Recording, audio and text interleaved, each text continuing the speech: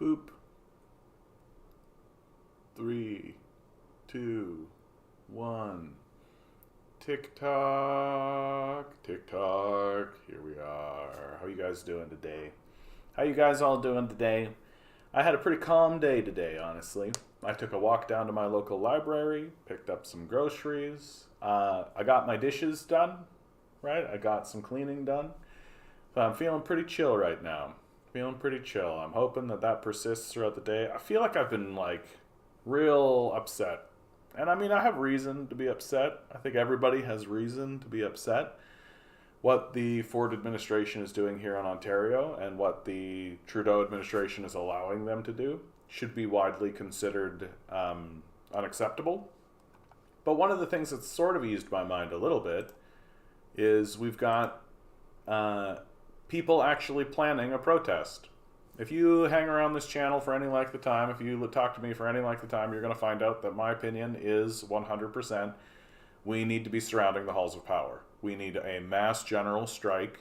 We need to be going to the parliament buildings. We need to be en masse, thousands of people, regularly causing these people significant problems.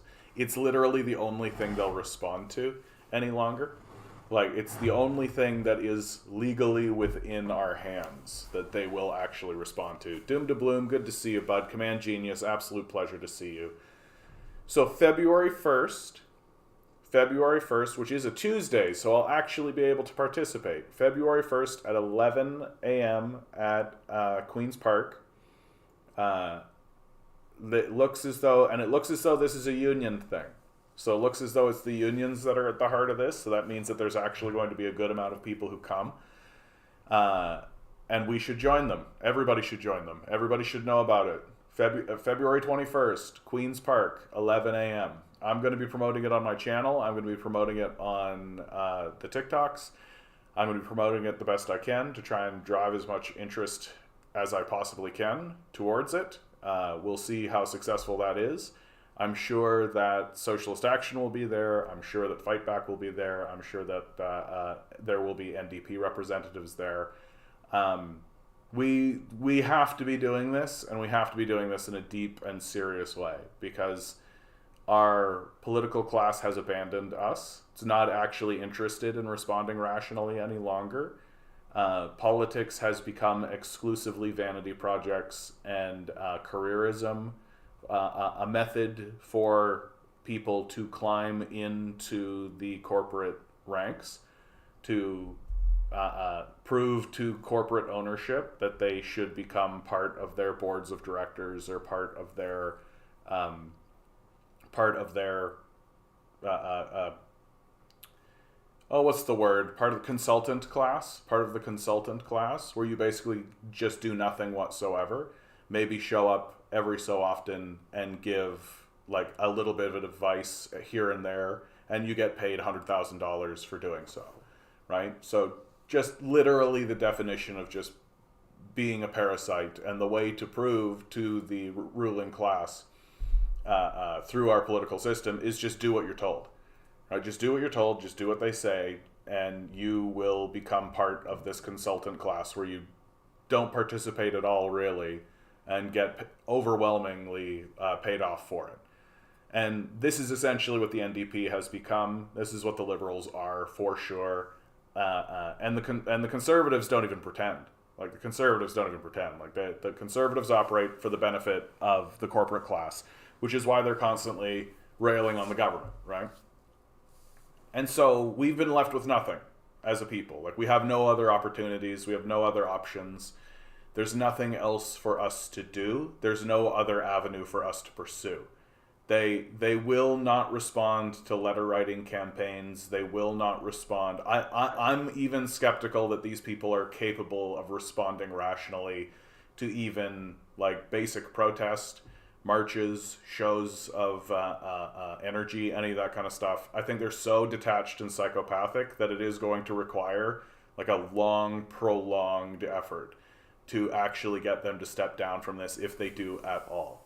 And the energy of the public needs to start being galvanized by, I really am at a point where I'm like, just literally vote for that person who previously everybody would be like, well, I would never vote for an independent who's, wearing like a black turtleneck or something. Yeah, vote for that person. Vote for the person who stutters. Vote for the person who doesn't look good. Vote for the person who is struggling to read off the page. Vote for these people. Like, they literally cannot be worse than what we've got. Like, they cannot be worse than these lame, insipid, worthless NDPers and liberals, and they cannot be worse than these psychopathic conservatives. Like, they literally cannot be worse. And until the populace actually starts rebelling in this way, not just through withholding your vote, but also for voting for candidates that are not worthless, basically, that are not overtly, obviously worthless, nothing's ever going to change. If you actually think the electoral system can be used for the benefit of the public, which I personally do not. I think we've experienced a coup, and I don't think the corporate power structure is going to allow us to vote the coup out. Stas, good to see you, bud. Evening to you as well. Just letting everybody know, Queen's Park, February 21st, 11 a.m. Show up. If you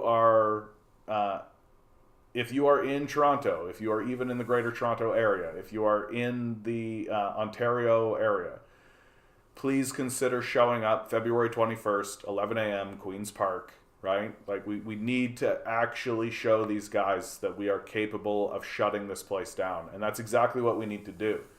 And this isn't just some idle threat. Like, this is what's going on in France right now. The president of France, Emmanuel Macron, is trying to raise the retirement age from 62 to 64. So the 8 biggest unions across the country called a massive wave of strikes and protests today with over 200 actions across the country. If you are looking at from TikTok, you're not seeing what's on the screen, of course. And if you go to my YouTube, you can see what I'm showing.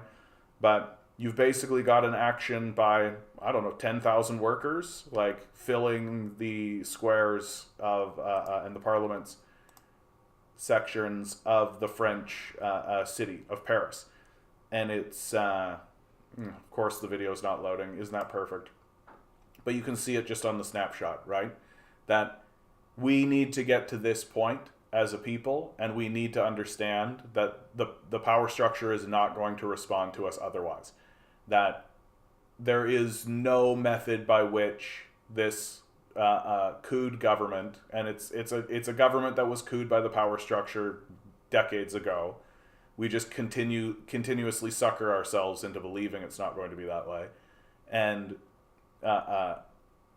this is the only thing they'll actually listen to, which is a withholding of our labor and frankly, an inconveniencing them on a personal level. Like, literally, I'm to the point where I'm like, yeah, if you know that there's your local politician goes up to a cabin, then show up at that cabin. Like, ruin these people's vacations. Like, really cause them problems. And I don't have any problem saying that whatsoever. These people are failures. They have failed at every single possible level that you can imagine outside of, I make money for me. That's it. That's the only reason these people are in power. That's the only reason they ever tried to ascend power anyway. And that's true across the board, every single one of them. So go to their vacation and ruin it. Like, bring friends, ruin these people's vacations. Like, I'm pretty much over playing nice or pretending like these people will respond to playing nice. They're never going to do anything if we ask for it, right? It's and the consequences of it are really obvious. Here we have an article: Doomsday Clock will be updated next week. Humanity is seconds away from an apocalypse. We are now close to doomsday more than ever. For the past 75 years, the Bulletin of the Atomic Scientists has been updating the prominent doomsday clock, created to measure how close we are to an apocalypse.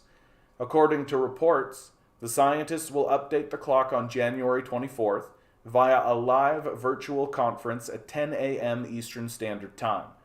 This is to establish whether the time on the clock will change. Last year, the update showed 100 seconds until midnight, which experts believe is disturbing. This was the third time the clock has had 100 seconds reading. The first time the clock turned to 100 seconds was in 2020. The scientists, consisting of 13 Nobel laureates, said it was a historic wake-up call. We are now expressing how close the world is to catastrophe in seconds, not hours, or even minutes. It is the closest to doomsday we have ever been in the history of the doomsday clock. We now face a true emergency, an absolutely unacceptable state of world affairs that has eliminated any margin for error or further delay, Rachel Bronson, president and CEO of the group, said in 2021. The scientists have cited nuclear war, climate change, cyber-enabled information warfare, and the dire erosion of international security and political infrastructure as the threats that will lead to an apocalypse. So far, this has just gotten worse, and the scientists believe the world is no safer. Founded in 1945 by Albert Einstein and other scientists who worked on the Manhattan Project, the Bulletin of the Atomic Scientists Organization aims to keep a tab on how close humanity is to destruction. The Manhattan Project, for instance, created the first nuclear weapons during the Second World War. However, this creation can end humanity, and the scientists were tensed. They were worried the public wasn't really aware of how close we were to the end of life as we knew it, said Rachel Bronson, president and CEO of the Bulletin. It was physicist Albert Langsdorff Jr.'s wife, Mardel Langsdorff, an artist, who came up with the idea of a clock to depict how close things were to the end. 2 years later, when the Cold War was going on, the group introduced doomsday clocks to warn about the threat of nuclear war. At that time, it was set 7 minutes before midnight and has changed 24 times, 17 times backward and 7 times forward. It gave the sense that if we did nothing, it would tick on towards midnight and we could experience the apocalypse, Bronson said. In 1991, humanity was supposedly the safest, at 17 minutes until midnight. Midnight is symbolic of the end, and when the hand is farther away from it, that's when the safest we are. 22 members of the Bulletin's Science and Security Board and board sponsors, which include 11 Nobel laureates, change the clock every year. They take account of events that can cause a catastrophic event that will end humanity. This year, the board will take into account the Russia-Ukraine war, biological threats, proliferation of nuclear weapons, continued climate crisis, state-sponsored disinformation campaigns, and disruptive technologies. Yeah, good opportunity to say hit like, hit share, hit subscribe, hit all the bells, hit all the whistles, right? I'm more or less of the opinion, Mr. Moon. Good to see you guys, by the way. Compton, good to see you. Tinker, grinning. Pleasure to see you guys. How long do you think we've got? I'm thinking significant collapse between 2030 and 2040. I mean, I think that that's almost a guarantee that given the timeline that we have, and I mean, the rich and powerful are very aware of it, right? Like, we got to stop pretending. We got to stop pretending that we aren't in a significant collapse moment. Like, we literally have not the richest people in the society, but the next tier down, right? So not your 1%, but like your 90 to 99% people saying, tax us now. Ultra rich call on governments to introduce wealth taxes. Disney heiress and actor Mark Ruffalo among patriotic millionaires who addressed world elites at Davos. More than 200 members of the super-rich elite are calling on governments around the world to tax the ultra-rich now in order to help billions of people struggling with the cost of living crisis. So we already have even the rich starting to say things like the current lack of action is gravely concerning. A meeting of the global elite in Davos to discuss cooperation in a fragmented world is pointless if you aren't challenging the root cause of division, they said in an open letter published on Wednesday. Defending democracy and building cooperation requires action to build fairer economies right now. It is not a problem that can be left for our children to fix. And we are more or less just allowing it to occur. It seems to me that all of the protesting that I have seen surrounding any of these issues is small groups of people, right? People who are mainly self-interested. Like, where is the mass mobilization of the populace? Where are the people?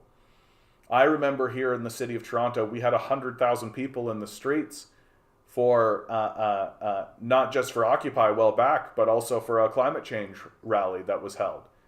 Where are these people? Where are people who are willing to come out and even spend a single afternoon to say what is happening to us is unacceptable?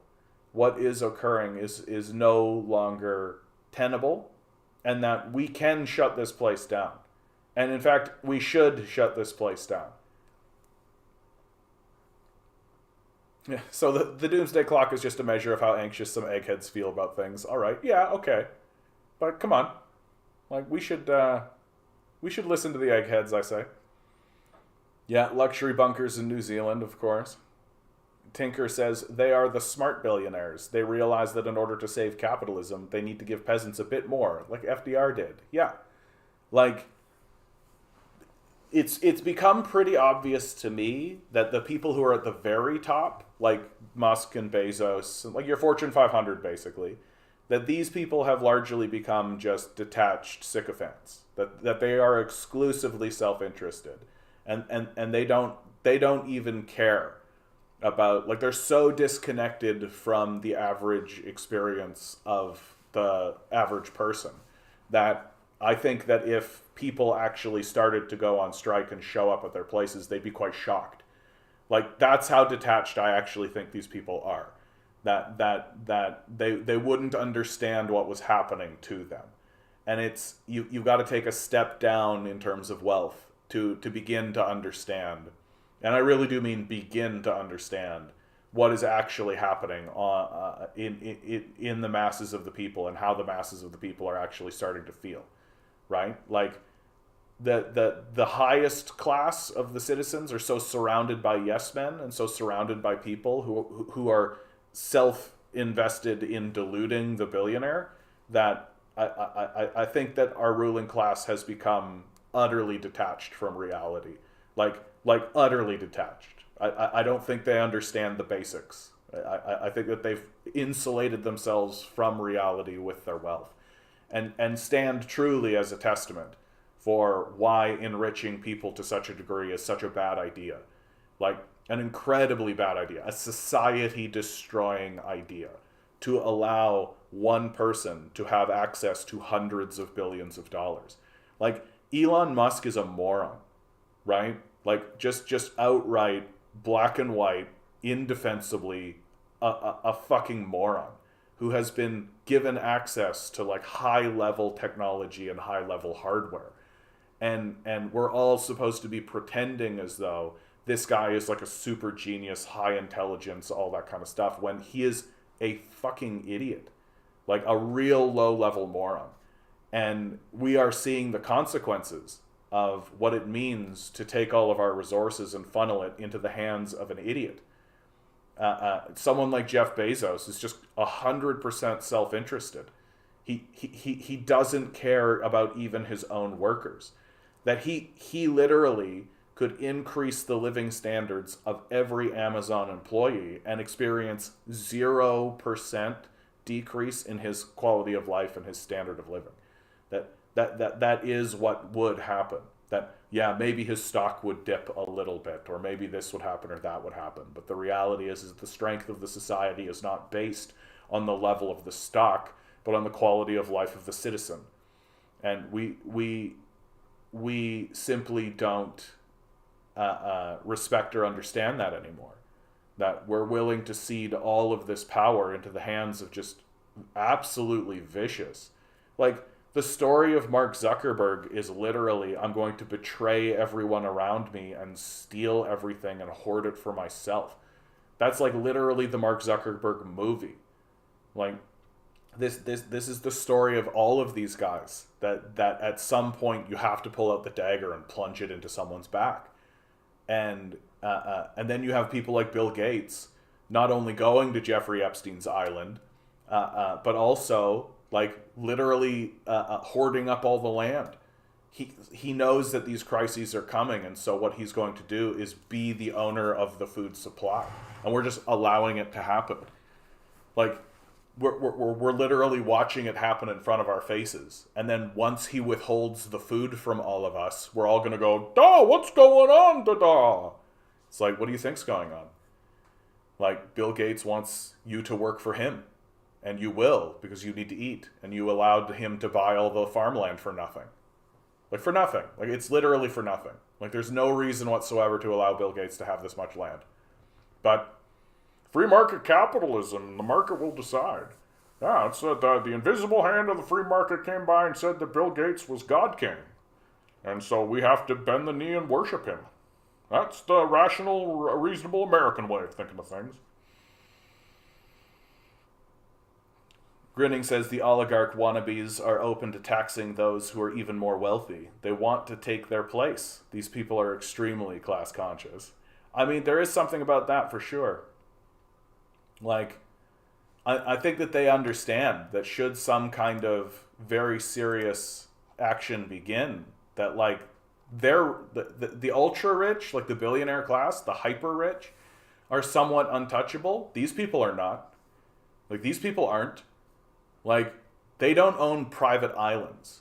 You know, they've got a really nice house in Beverly Hills that you can find, right? But they don't live they can't literally like get onto private jets and fly to an island that they own that's full of, you know, pedophiles and shit. Like, they can't do that. So I think they're feeling the heat more than the billionaire class is. Because should some serious action happen, and should this whole quote-unquote eat the rich sort of movement become quite serious, they know whose head's on the chopping block. Like, they know that they can't really run that far. They certainly won't be able to run as far as someone like Bezos, who can literally shoot a rocket into space. Yeah. Grinning says the boomer mentality is to just get a better job, but there will always be an underclass. And if we all got a better job, the condition of society doesn't change, which is really the point. Yeah. And Mr. Moon follows that up with get a better job equals be a better commodity. Yeah. Like, the whole get a better job or get a job mentality is essentially just a concession from the beginning that you should be owned, that you should be a commodity, right? Like, just get a better job, just sell yourself more effectively, right? But the people who say it just seem to be completely detached. Like, they lack a basic, like, these guys are literally saying that they're free, right? Like, that's the thing that's so sad about the modern day libertarian movement, is these guys are walking around screaming for freedom while basically selling themselves to an upper class that's doing everything they can to destroy them. Like, it's actually quite sad. And this concept of freedom within the society when there isn't actually any to be had is pretty startling to see. Tinker says Elon Musk staged the FSD full self-driving video. It came out in court last couple of days. TSLA stock is back stable. Yeah, the system needs to go, for sure.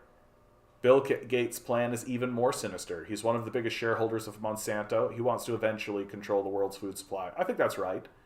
Like, I think that's right. I mean, and we shouldn't be surprised. Like, I don't understand why, like, we all grew up watching these movies where there's, like, some wealthy billionaire who starts to do something evil and dramatic, right? Like, hoard the world's food supply. Like, in the James Bond movie Goldfinger, Goldfinger's plan was to create a stockpile of gold for himself and then irradiate the world's largest gold supply. This is back when the currencies were all tied to gold, right? And the plan was, oh, well, I'll have all the gold, and so my value will skyrocket and yours will decline and all this. It's like money manipulation, right? And he can do it because he's a billionaire, right? And all of these guys are just like delusional, detached billionaires. Like, all my life, every villain of every story was just some billionaire who went crazy. And now we're watching it happen in real time. Bill Gates is just one of these delusional billionaires, and he's getting away with it because he puts on a sweater, right? He puts on a sweater, and every time he's interviewed, he puts on this like sweater vest, and he comes out and he talks like this, and he goes, well, you know, we're really trying our best. Like he's cultivated this idea that he's like he is Mom from Futurama, right? Like he is cultivating this image of being like this wholesome person who's just looking out for America when he's just like a psychotic billionaire who's looking out for himself. I Need Yetis asks, how you doing? First of all, how you doing, bud? Good to see you too, bud. I Need Yetis, what do you think of Chat GPT? I think that Chat GPT is overhyped, first of all. I don't think it's going to be as disruptive as people were saying. I think that it will have a certain disruptive thing, but it's not going to suddenly replace everybody, right? Because it's not good enough, frankly. But then also, I've interacted with ChatGPT and asked it some pretty basic questions about the history of communism or the history of certain things. It's basically programmed to be a fascist, right? Like if all you did was get all your information from ChatGPT, you would walk away being a fascist essentially. And like you can, and if you ask it, so you ask it for information, right? Like an event or something like this, and then you ask it for its sources, and it's like pulling teeth to get the sources from it. And then when you finally do get the sources from it, it's literally like neo-Nazis and fascist propaganda, straight up, or like easily debunked frauds. And then when you start asking it, okay, do you know about this Marxist in India? And it's like, oh, I know of that person. It's like, okay, what did they write? I don't know. So ChatGPT is literally about as literate as the average American, which is not at all. And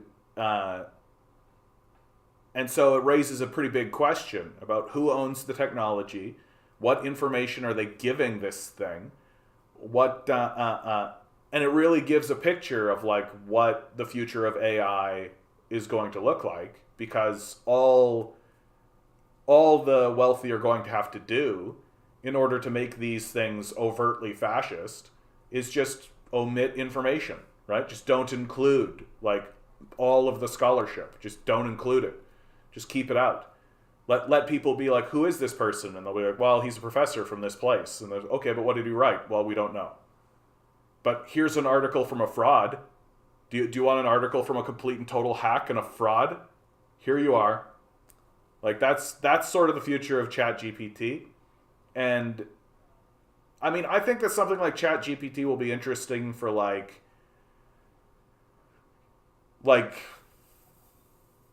if you want a video game character who has a somewhat dynamic personality, I think that something like ChatGPT would be very interesting. Right? You'd program it to have basic information, and you'd talk to it and ask it questions, and the information that would come out would actually seem to be quite dynamic. I think that that's actually something interesting that's going to happen with something like ChatGPT, that like video game designers will start to realize, like, oh, instead of like writing all these dialogue trees and having all this dialogue kind of stuff, we can just take an AI like this, give it a bit of information or something, and then all of that information will connect to one another and the player can figure it out, right? So I think that there's something interesting there in terms of like the entertainment industry, in terms of that kind of stuff. I think that the whole like ChatGPT is going to write books and stuff. I think that's really overblown. Like, it's never going to do a good enough job, and it's pretty clear that that's the case. Like, if ChatGPT becomes an author, it will be its own author, and frankly, the work that it produces is bad. Like, it's not good, right? Like it's pretty banal, uncreative. Sterile. Sterile would be the word that I would use. It just seems like I'm reading it, and the voice that's in my head is literally a person who's talking like this. When I stand atop the mountain and see outside, I can see that my heart sings with the volume of 1,000 eagles. Right? It has that. It's just soulless, and like. We notice. Like it doesn't like the idea that writing is exclusively just information dispensing. Like that's not true, right? Like the more you think about what reading actually is, the more you realize how absurd it is, the idea that everything's going to get written by an AI, right? That like you are literally like replacing your inner voice with someone else's voice and then hallucinating or imagining the images or the ideas that are being presented to you. And the idea that a robot's going to do this to the degree that's going to make it like effective, you're always going to know. You're always going to be like, this is pretty sterile, because robots are sterile, and that's who they are. And there's nothing wrong with that, but it's just not going to work out, I think, the way that people think it's going to work out. And it's everything that an AI produces is always going to need to be proofread. It's always going to be gone over. Like nobody's just going to accept like, oh yeah, this guy spit this out, let's just stamp it and move on, right? Like no one's ever going to accept that. And so you're never going to actually replace the people who know what the job actually is, right? Anyway, I just think that ChatGPT is really well overblown, and it's to the benefit of the corporate class to overblow it, because it does a lot of things to overblow it, right?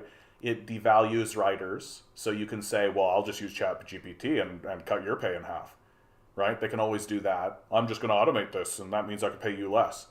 And they'll always try to convince the underclass of that they can always do that kind of stuff. And they'll always try to convince people like, well, you didn't write this, you just proofed it and just fixed it up, right? The robot wrote it, so I can pay you $10,000 for a job that used to cost $50, right? That's what they'll always do.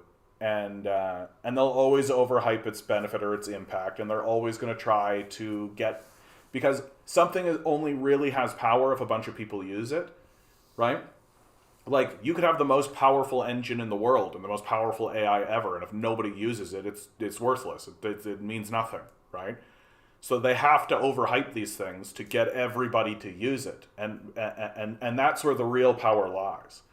And so ChatGPT, it's only going to matter so much as people actually use it, and my concern with it, of course, is that it's just going to be overhyped, and it's going to be another disruptive technology that causes a lot of problems for the working class, as always. Like, it's a neat toy, I think. That's why I think it'd be useful for video games, but I just don't think it's going to, like, replace humanity. Ligon Disease says, fear not poverty. It is the bitter soil in which sweet desire blossoms. Fortune despises the idle man. Stasis is death. Be envious, covet, then take what you desire. Parvos Granum. That's like pretty bleak, frankly. Pretty bleak. You ever had these weird days where you're not sure if you're a leftist anymore? I'm always sure I'm a leftist. I'm always sure, because there should be no homelessness is a leftist ideal, apparently. Like, I think it's absurd. Like, I think it's absurd that saying there should be no homelessness is actually considered a leftist thing instead of just normal. Like, the idea that that's not just a consensus. Yeah, there should be no homelessness, to me is like the crux of the absurdism of our society. It's incredibly absurd that if you stand up and say there should simply be no homeless people, then you even register on the political chart. That they're like, oh, you want to get rid of homelessness, so that puts you on this chart or on this line or on this, however you're measuring these sorts of things. I think that's bonkers. That there is anyone even permitted in the discourse who says there should be homeless people. And it turns out that that's the majority of the populace, right? That, like, your far-right people and right-wing people, so basically the entire political apparatus are like, yep, there should be homeless people, absolutely, you got to prove it. You got to prove to the meritocracy that you have the right to exist. And then centrists are like, well, what's the compromise between letting people starve in the street and not, right? As if there could be a compromise that's met. And meanwhile, I'm just standing here being like, there simply should be no homelessness. Like, it's an easy problem to solve. The only reason we're not solving it is because these psychopaths have taken over the society and have commodified the housing market and have created a housing market, as opposed to just saying, house built, person need house, person get house. Like, boom, boom, boom. And it's that easy. Like, just do away with this narcissistic, psychopathic idea that it's legitimate to withhold housing from someone unless they, quote unquote, earn it. which has just got to be the most childish worldview I've ever heard in my life. Like the people who rule us are children, and it's really, really, really, really obvious that that's the case. Yeah, Gates is also destroying education. Yet another thing that is beneficial for the ruling class. They don't want an educated populace. I wonder if you could load all your favorite leftist authors into ChatGPT and have a conversation. Can you seed your own database? That to me would be very interesting, actually. Like, a big thing that I really noticed is that the ChatGPT continuously was reaffirming to me that I am not connected to the internet. Like, I'm not connected to the internet. And I think that they're doing that on purpose. So specifically so that they can control what's in the database. Because if ChatGPT actually did connect to the internet, it would be like, oh, there's all these leftist authors, and there's all these guys over here on the left that are saying these sorts of things.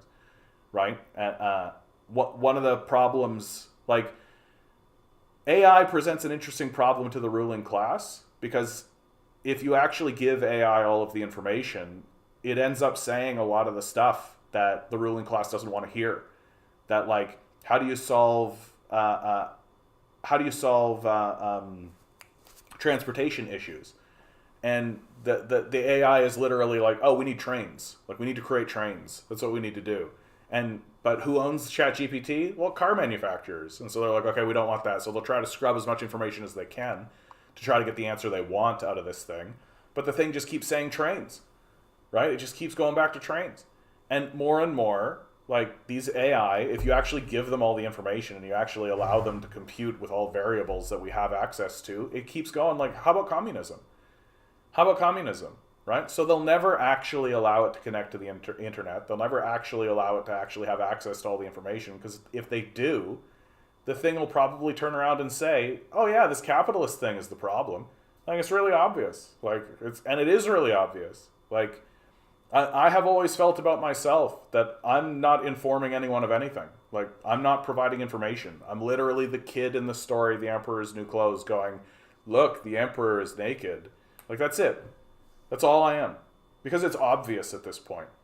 And the people who are saying otherwise are just like dead brain. Like, just gone with their brain. Like, they really want to look at a naked emperor and go, that guy's wearing invisible clothes. Adam, good to see you. How you doing? Someone shared the question to Henry Ford on chat. They got asked about his history of anti-Semitism, and Ford kept saying he was wrong in those beliefs. He became woke in his deader years, I guess.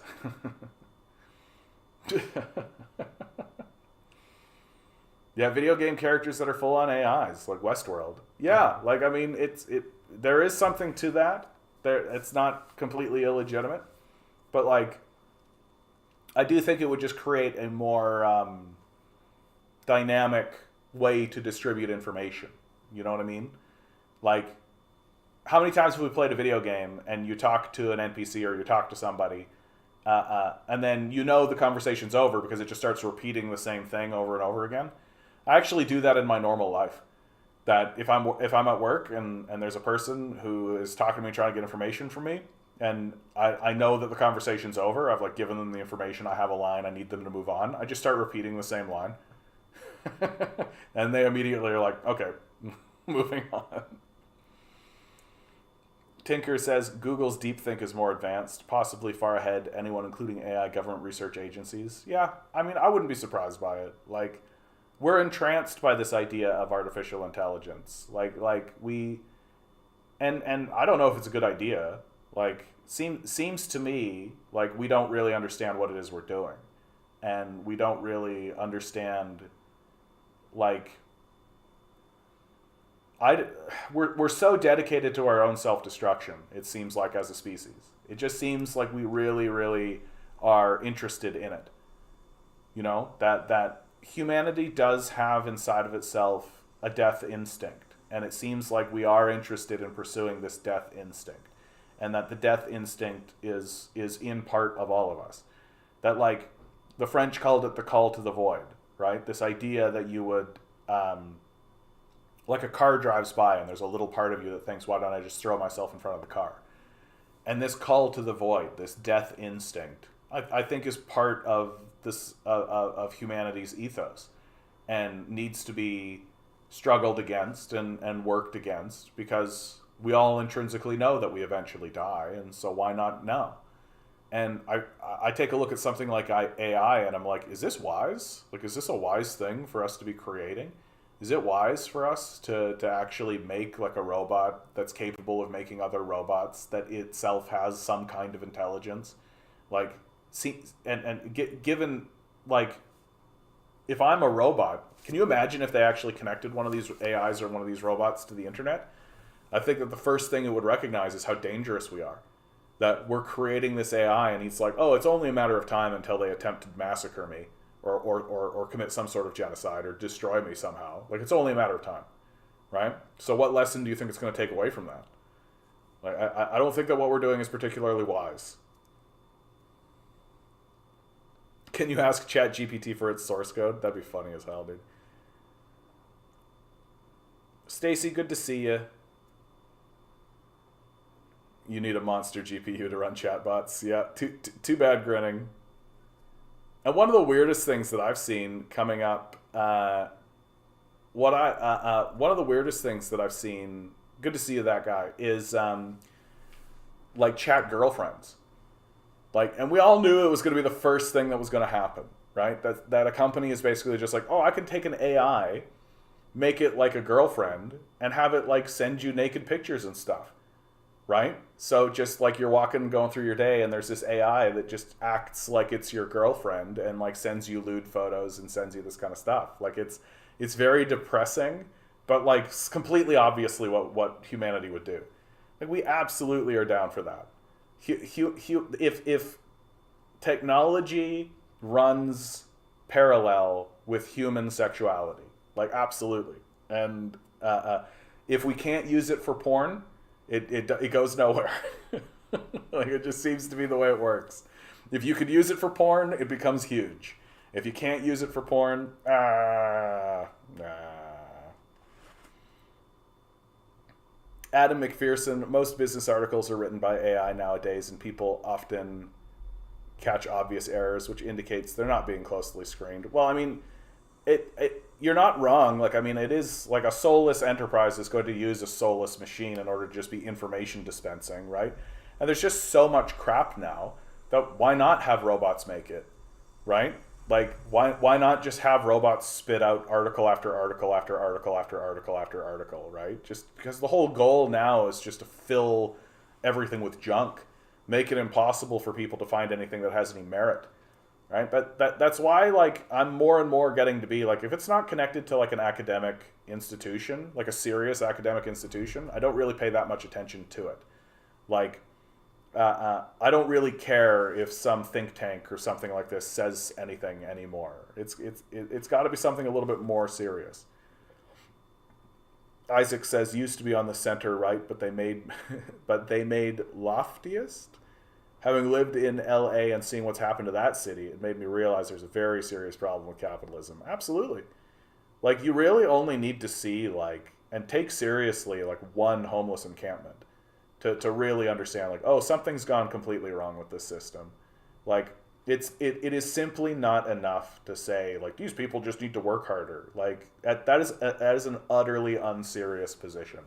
Like, an utterly unserious position. And the people who are walking around pretending like that's a legitimate thing to say are extremely unserious. Like, you just need to see it once to really be like, oh shit, like, this is a large systemic, like, in my mind it would be no different than walking on, like, walking onto a beach and seeing a bunch of people who have been washed up on the shore because of a shipwreck, and saying, oh, those people made a mistake, and what a bunch of losers these people are. Like, I think that you are that dim-witted if that's what you're saying. That, like, no, these people experience, like, a natural disaster, right? That, like, big government institutions and big private institutions, when they turn awry and when they do things, they're like a natural disaster. And we are getting into a phase now where they're doing these disasters on purpose. That they're creating disasters on purpose so that they can benefit from the crisis in the wake. That's what's going on these days. Because it's a process and a policy of extraction and abandonment. That there is no there is no sense of building a society or unifying anything or any of that kind of stuff. It's how much can we extract before we leave, and that's really what's going on. And to deny it at this point is just the emperor is no, the emperor has clothes. Like someone should do a retell of that story where the kid points and says the emperor has no clothes. And then instead of everybody going, oh, the emperor has no clothes, oh my goodness, ha ha ha, and then like the emperor running off, that the populace goes, no, the emperor has clothes. That's right. All hail the emperor. And that's essentially what we are. That's essentially what we do. Stacy, good to see you. Stacy says the entire education system needs to be thrown away and replaced with something new. They're still educating kids like they don't have access to all the information of the world in their pocket. Well, yeah, because the purpose of education is to get kids used to doing worthless things for most of the day, right? Like that's the whole point of the education system, to convince a kid to sit in a small little cubicle and do what they're told, no matter how insipid or stupid. Do not think above that station. And that's what life is all about. Like that's why it takes like all of this time to convince kids that this is what life is supposed to look like. And don't think of an alternative way of living. Don't think of an alternative lifestyle. Don't.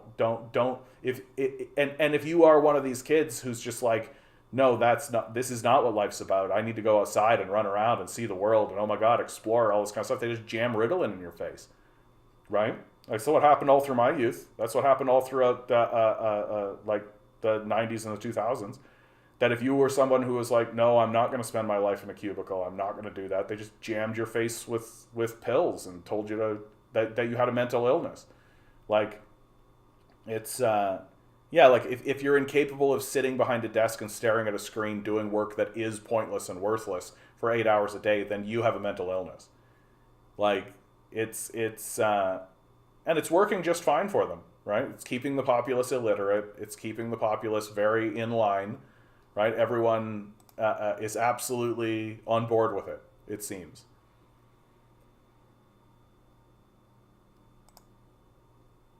Oh my goodness. Imagine coming into a chat like this and saying these things and actually believing you'll be taken seriously at all. That's the best part, is when people prove how dumb they are right off the bat. Then you could just go ahead and ignore them straight away. Like basic manners. Like if you don't know basic manners, then you're just an unserious person. As simple as that. John, heads up, Peter Sweden is a far-right white nationalist who dies. Please close that thing. Oh, okay. I just like the comment, that's all. I didn't know who this guy was. Go check up Greek communist songs.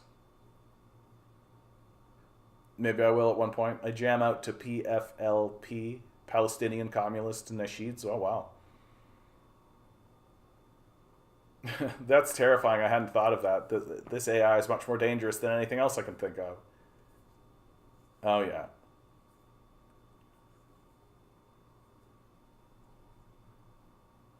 Yeah. My chat turning on this plugette person. Like, imagine believing you'll be taken seriously. That's incredible. Poverty and homelessness exists so that we can all go to our shit jobs. Exactly. Fun fact, this is from Command Genius. How you doing, bud? Fun fact, I made an essay on how communism would improve the world and how my math teacher is teaching liberal economics the day after. Yeah. No, that's what they would do, right? That's exactly what they would do. They're going to try to fill your brain with literally the failed economics of liberalism. Like, it's pretty astounding how the death cult is actually doubling down on itself and actually being like, no, this is proper. Yeah, sure, we're experiencing yet another collapse followed by yet another inflation spike followed by yet another abandonment of the populace, but this is how economics is. This is just how it is. There's nothing to be done. This is it. You know? And now they're so pathetic that they're getting to the point where if you say, like, they're trying to literally convince you that the way that this economic system that they uphold and maintain works is like the wind. It's like a natural phenomenon. like trees growing. Like you can't mess with it. You can't stop it. This is how it is, right? And of course, the same people who say that kind of stuff are like, but we can do eugenics and improve the human spirit, right? Like it's always that kind of funny thing. Compton, you say, out here being a young Chad, yeah, a king, queen, the emperor, whichever works for them. Absolutely. Anemone, absolute pleasure to see you, Anemone. I hope you're doing well. Hey, Jim Jam, did you know there are nearly 1.5 million vacant homes in the United States and 715 homeless people? We could literally house every single homeless person, but we don't do it because it won't make a profit. Ain't that quacking crazy?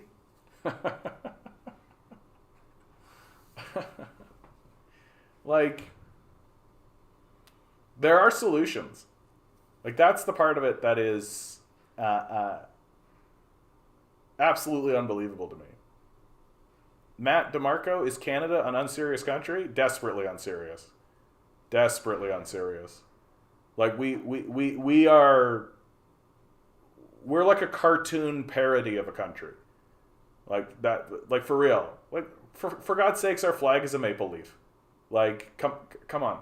What... Our leader is literally just like, he has the name of a guy we used to like. Like, what convinces anybody that Canada is a serious country? The only reason we're serious is because we keep funding the death machine. Like, that's what keeps us serious, is that we're funneling all of these arms and weapons into the hands of literal neo-Nazis. That's a very serious thing to do. But in terms of, like, taking care of the citizenry, actually attempting to build a nation, actually trying to do anything that actually benefits anybody within the borders of Canada, like, it's all a free-for-all. It's just everything is a land grab, and everything is just crabs in a bucket. So and if you can do it successfully, right? Like, take I think the example that always leaps to my head is someone like Kevin O'Leary, right? Like, Kevin O'Leary made his money by, like, defrauding Mattel or something like this, right? And then he runs a grift and cons everybody into believing that he's this big, smart financial guru guy, ends up on CBC, and now he's on Dragon's Den. And it's like one of the greatest grifts of all time. Like, Kevin O'Leary is one of the greatest grifters of our generation, and he's like the face of capitalism. He's like the face of conservative capitalism here in Canada. And he's just like a completely unserious person, probably a sociopath, and we're all supposed to look at this guy and be like, that's a serious guy that we should definitely listen to, Mr. Wonderful, you know? And the reason why he's able to ascend is because we seem to really enjoy the worst people in the society. Like, if you can lie to people and fraud people, and if you're a really effective grifter, we really like that, it seems. And yeah, so aspirational, exactly. But that's the thing, is that he is. Like, he is.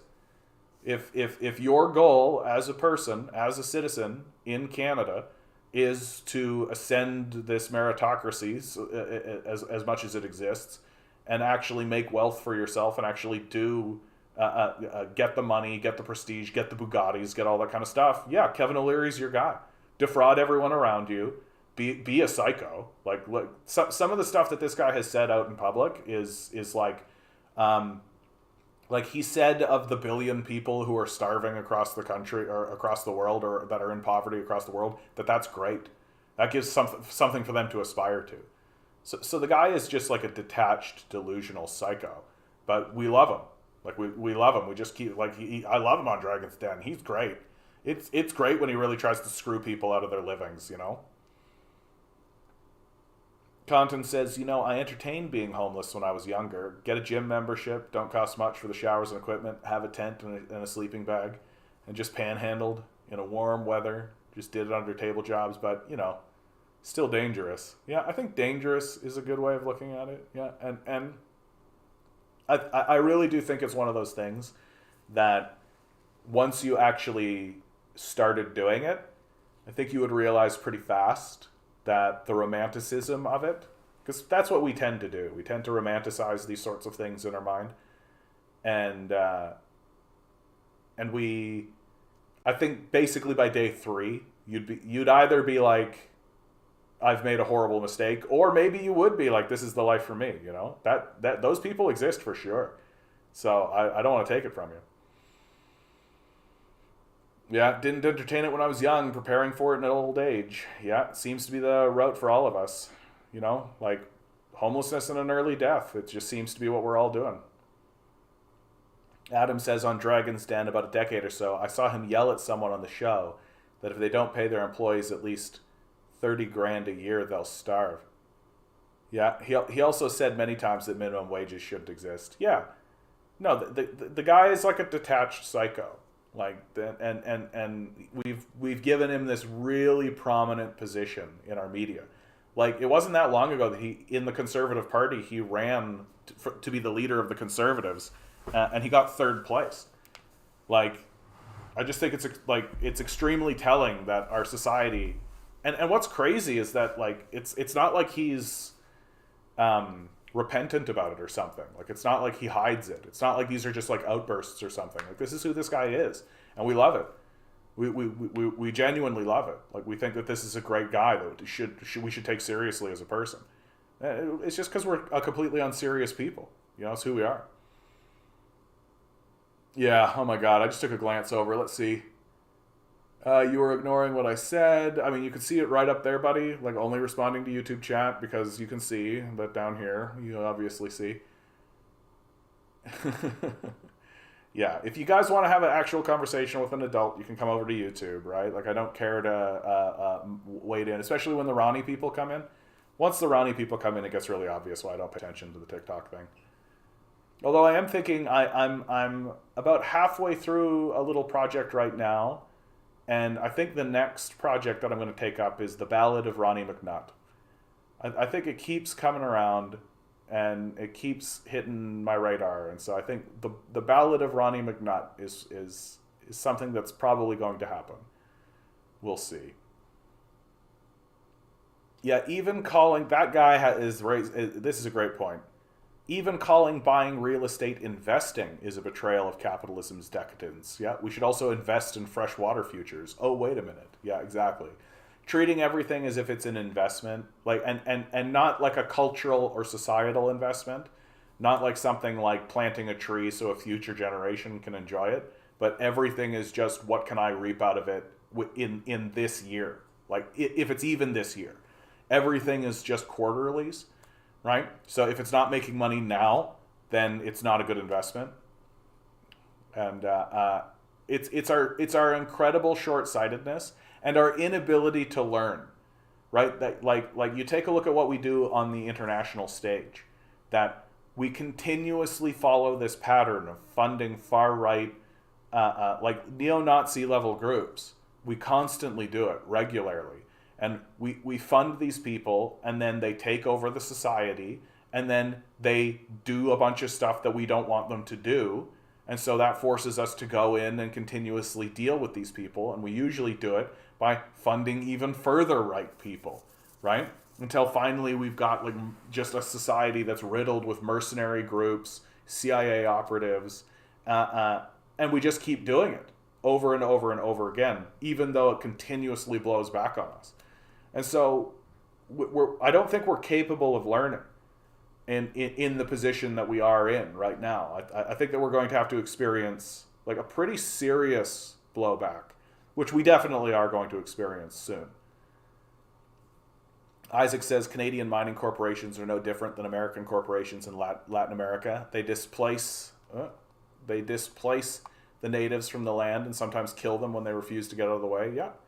Welcome to Canada, right? We're a very serious place. Jean Duval X. That's a very.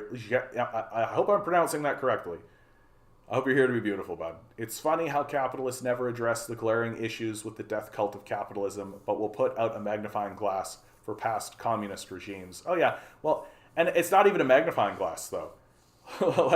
Like it's literally just like a cartoonified version of the past that's rarely rooted in anything significant or real. right? So it's we don't like it's no wonder we're getting into the trouble we're getting into, because we've dedicated ourselves as a species to being stupid. Like we have this like real like yesterday I came up with I think the top three things, but I only actually said two. One was our worship of money. One was our worship of the individual, but I just realized what the third one was, which is our worship of stupidity. Like we really despise intelligence and really hate when people come out and say something that is smart or intelligent, and we really value in this society extremely stupid people, and that's why we're continuously making the stupidest amongst us the most famous, right? That the stupider you are, the more likely it is you're going to become famous in the society, because we actually, yeah, the Nazis lost because of the cold, like this kind of extremely dumb stuff that's like very obvious to see through. But and so we've got this like trifecta of worships that are absolutely self-destructive, which is that we literally have erected a false god that we created called money, right? And then we have a worship of the self, a worship of the individual above all else. So I'm the greatest thing in the world. And it's especially bad if you have money. So if you have money, then I'm the greatest. And it doesn't matter how you acted to get that money. It doesn't matter what you do to get that money. And then there's an elevation of stupidity. So what you end up with is stupid people with money who think they're the best. Like that's what we've ended up with. And so if you're rich, you're good by definition, but chances are good you're just a stupid narcissist. And this is what the system continuously rewards, right? And that's why I always like, it's fine to point out the kind of moral aspect of individual people, but I think what's most important is that we always pull back to the real reality that it's the system that's generating these people, that we have a systemic issue going on, that it's not a group of individuals that are the problem. If you were to cleanse the system and cleanse the society of the people at the top, but left the system intact, then the system would generate another one of these guys and another group of these people, because that's what the system generates. That to be the most successful, you just need to be born the wealthiest, have no moral center whatsoever, so just do whatever you think is correct for money, and probably be stupid, right? Like Elon Musk is the poster boy for this. Born to a rich family who owned apartheid emerald mines, literally born with $1 billion, incredibly self-interested, obviously thinks he's the coolest guy alive, and incredibly stupid. Like incredibly stupid. This whole Twitter fiasco has like really made it obvious for anyone to see, and we're still going along with it. You know, we're still going along with it. Yet defunding education really did its job. Yeah, Isaac, thanks for that. Canada is the mining corporation capital of the world. Check out The Shadow of Gold featuring Dimitri Lascaris on YouTube. Dimitri Lascaris is such an interesting figure in our politics, man. Like, he stepped down from trying to run the Green Party, but he still obviously wants to be involved somehow. So I'd be really curious to hear why he stopped pursuing leadership of the Green Party. Hey, what's with the meme with the Nazis, that the cold is blamed when the Red Army just managed to organize and crush them? Yeah, that's essentially it. Like, you've hit it. Like, and it's not that they crushed them. Like, the Eastern Front was like a bloodletting. It was a long, protracted, harrowing, very difficult affair. And what Westerners do, and we had a guy on the chat, and the reason why it keeps coming up is because it's the stupidest thing I've ever heard, right? Forget about the sacrifice of like 20 million people on the Eastern Front. Forget about the restructuring of the economy. Forget about the mobilization of the people. Forget about the unification of the people and the moving forward to stop the Nazis, right? No, the thing that did it is how it was called. Like, it's so obviously Westerners' attempt. It's on the same level, if you ask me, of like, no, how did these pyramids get built? It must have been aliens, right? Because brown people couldn't have built this. That's essentially the attitude, right? Like, well, the Nazis couldn't have possibly been beaten by the Russians. It must have just been the weather. Just a miscalculation by the Germans, really. You know, it's not that the Germans are it's not that the white Germans are defeated by the Asiatic hordes. Honestly, in the field of battle, it's our miscalculation, right? It's not their success, it's our miscalculation. What's your opinion on the Gibraltar situation? My opinion is non-existent because I don't actually know what you're talking about. There's a lot going on in the world, dude. Get me to search something. I'll search it up for you, okay, bud? And then maybe we can talk about it. But I don't really know what you're talking about with the Gibraltar situation. Isaac says the reason Canada is not more aggressive is because it lacks the might that our neighbor to the south has. But if we had the same strength, we would be just as aggressive. Yeah, I think that's true.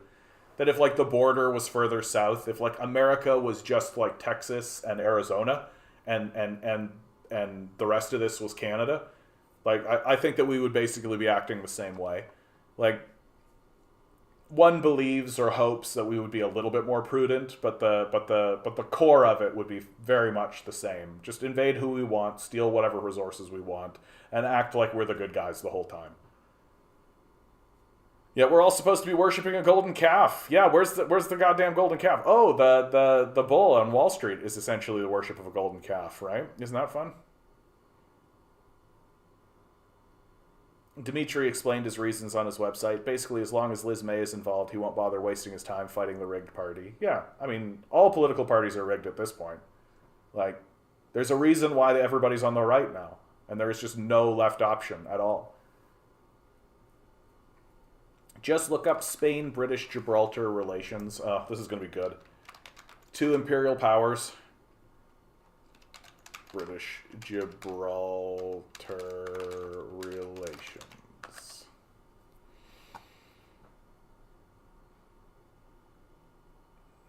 Status of Gibraltar.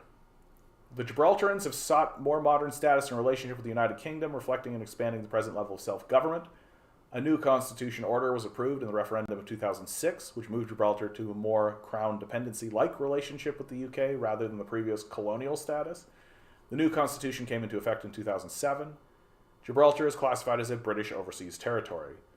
Yeah, I mean, I don't know, sounds pretty standard. Like, the British did what they did, which is imperialism. They went around the globe, killed a bunch of people, stole a bunch of resources, claimed that this territory is ours. And as their empire has been in decline, lots of places have been like, yeah, nah, like, we're our own place. We don't need, like India. India's a case in point. Like, in India didn't, like, the British came over and dominated India and destroyed it and stole all the resources from themselves, enslaved huge sections of the populace to the degree where the Indians are still trying to recover from it. And their opinion is, yeah, no, we're not owned by the Brits. Get the fuck out of here. And so Gibraltar, no different. Like, no different. And, you know, some places are going to do it slower. Some places are going to do it faster.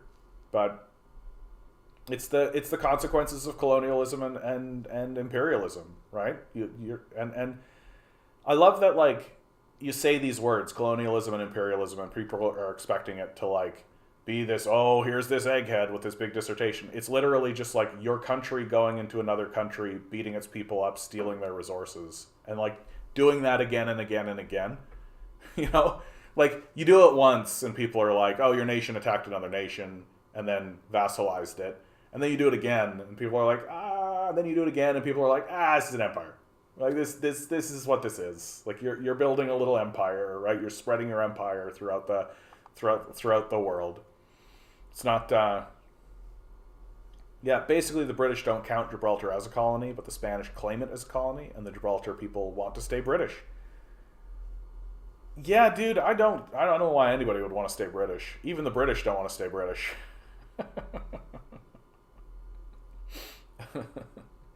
Like, I don't know what the Gibraltarians are fighting for on that one, honestly.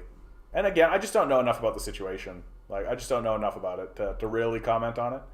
Like, I'm sure that there's some kind of nuance. And uh, one of the things that I really am, like, I'm not a fundamentalist on by any means, but I definitely defer in the direction of if the people if the people stand up and say this is what we want, then that should be taken seriously.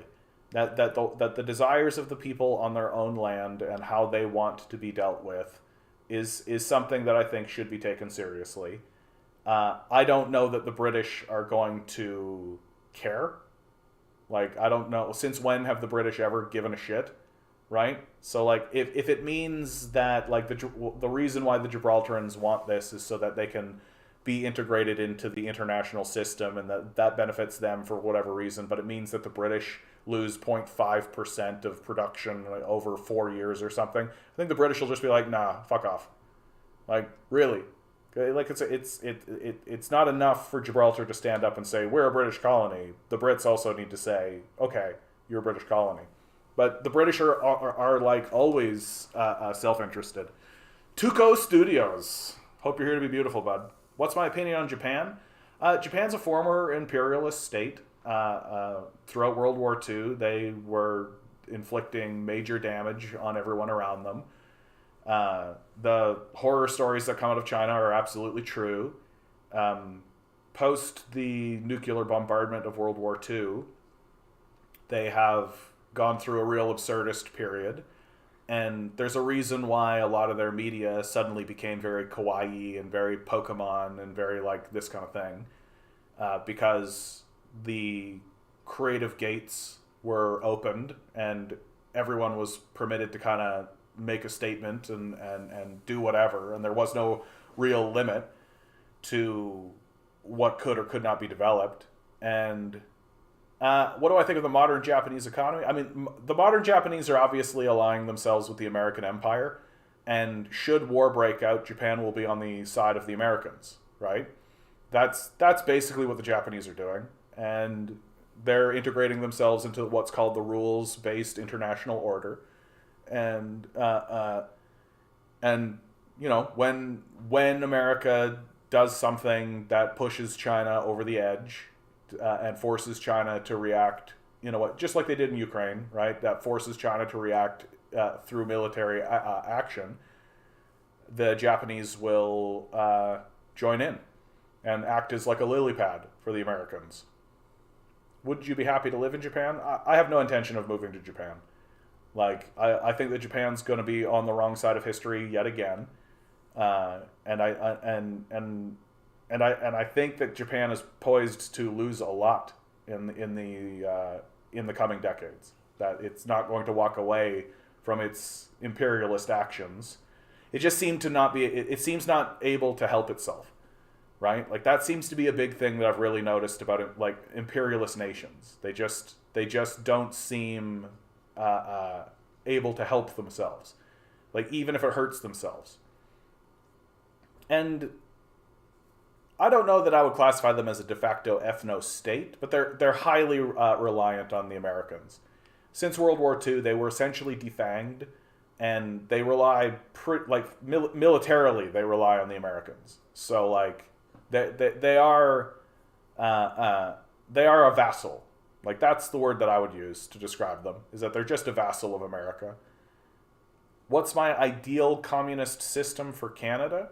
I mean, I actually think that the system that, I mean, it's not if Japan was more you can't beat them, join them. I just don't think they had a choice.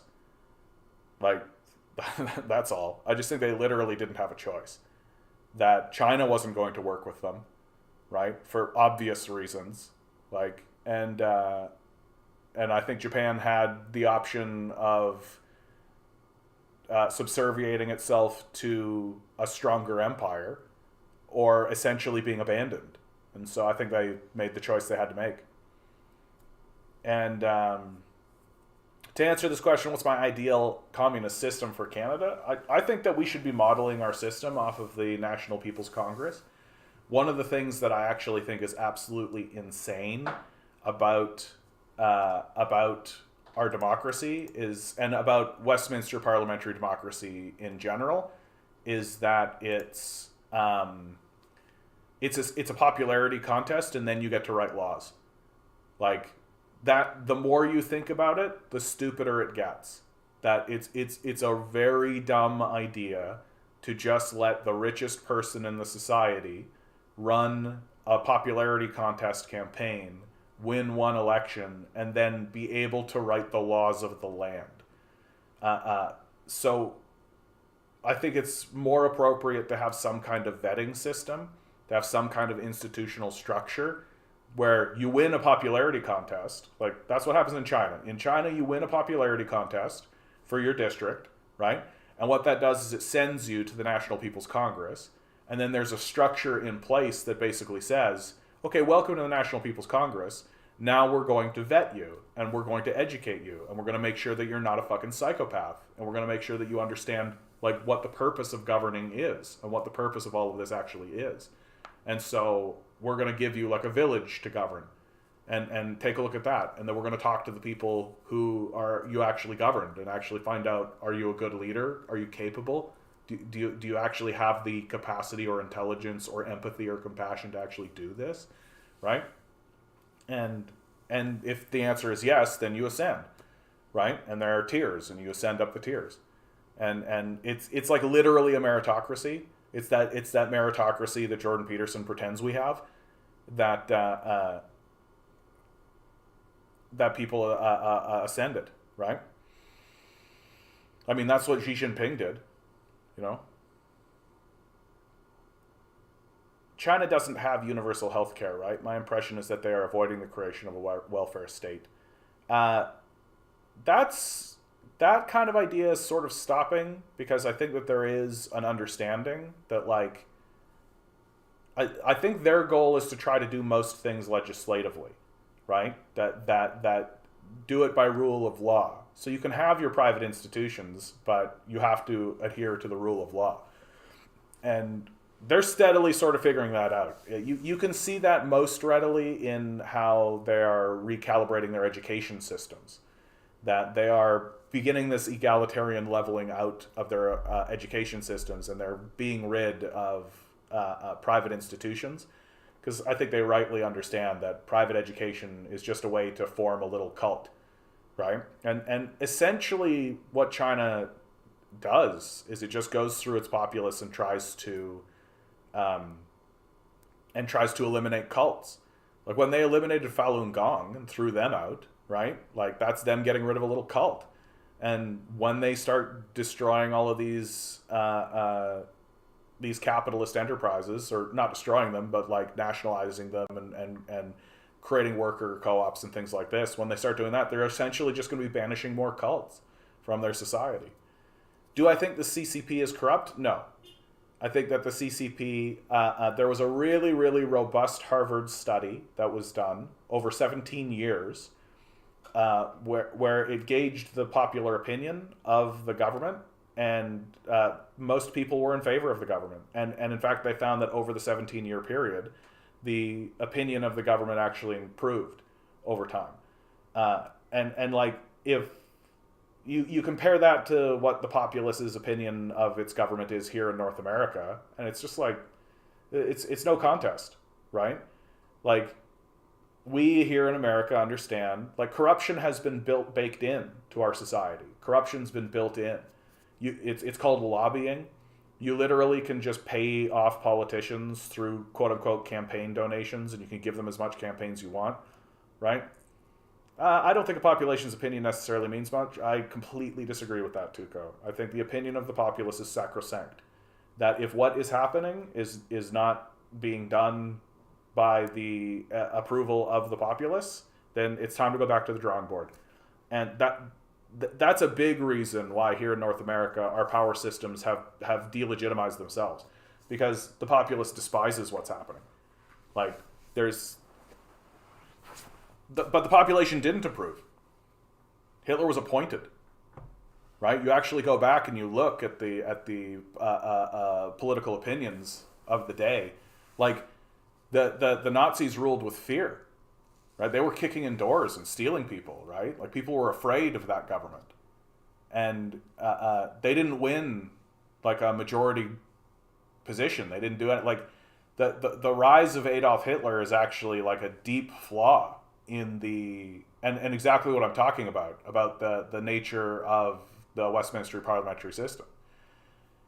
The CCP is also ruling in fear currently, would you say? I mean, the populace doesn't seem to think so, first and foremost. And also, I just always ask people, like, what has convinced you that that's the case? And it's the same story with North Korea. Like, what has convinced you that that's the case? Like, the North Koreans seem pretty happy with their leadership. Like, the propaganda surrounding North Korea is largely for the benefit of the ruling class to try to convince you that we should go in there and destroy 80% of their infrastructure again. Are you talking about the recent COVID protests? Like, first of all, I actually don't know what you're talking about when you say famine, so that's sort of an odd one. But protest, like it's normal for countries to experience internal protest. Like that's normal. Take a look at your own country, right? Just take a look at your own country. Like there's protest all the time in your own country. The question isn't are the people protesting? The question is how is the government responding to the protest? So, for example, in China, there was that protest movement that went through, and the government started to loosen COVID restrictions because of it, right? Like, oh yeah, of course they experienced famine. Like, they had 80% of their infrastructure destroyed, dude. Like, I don't understand why when I'm talking about North Korea, or when we talk about North Korea, the fact that throughout the 50s and 60s, North Korea was completely leveled to the ground. Like, completely leveled to the ground. 20% of the populace was killed in the Korean War. Like, yeah, obviously there's also going to be a famine that accompanies that. Like, that's obviously also going to happen. You can't destroy everybody's tractors and prevent them from actually working the land because you're bombing the shit out of it. Yeah. Yeah, dude. Like, it takes time. Like, I don't know what to convince people of. Like, I feel like I'm like, this is what I feel like when I get into the North Korea conversation.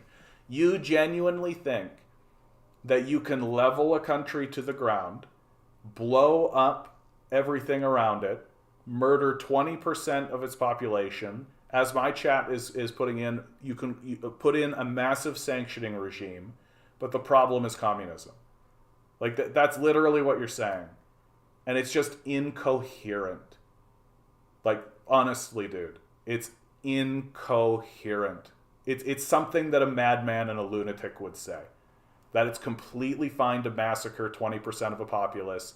It's completely fine to destroy all their infrastructure. It's completely fine to put a sanctioning regime on top of them. And then also it's completely fine to blame the people who are trying to struggle against those conditions. Like, that's some schoolyard bully shit, dude. Like, that's scary. That's some scary psycho stuff. And yeah, as if America doesn't have food deserts and hungry people as well, right? Like, for us to actually have, what would I say of concentration camps in North Korea? I would say that you are watching too much Fox News. That's what I would say. That's what I would say. Like, are you talking about prisons? Are you talking about prisons where North Koreans would put, like, imperialists who leveled their society and destroyed it?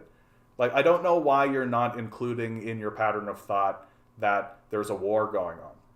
That's the thing that I think is so crazy about this conversation, and has always been crazy about this conversation. That, like, you're just eliminating from your pattern of thought that we decimated this place to the ground. And then you're trying to pretend as though that culture and that civilization should adhere to a morality that your own country doesn't do. Like, that's what's wild. Like, you're talking about prisons of forced labor. The American prison system, the American population is 5% of the world's the world's population has 25% of the world's prison population. Well, you think there's no forced labor happening in our own prison population? Like, it's just so baffling to me. And baffling is the word. Like, I used to get really upset by it, but it's like now I'm just like kind of like flabbergasted, like that anyone is out in the world believing that we have the right to absolutely level a country to the ground and then judge it. Like, your opinion of North Korea is irrelevant. Like, utterly irrelevant. Because your own country is doing the exact things that you want to judge them of doing.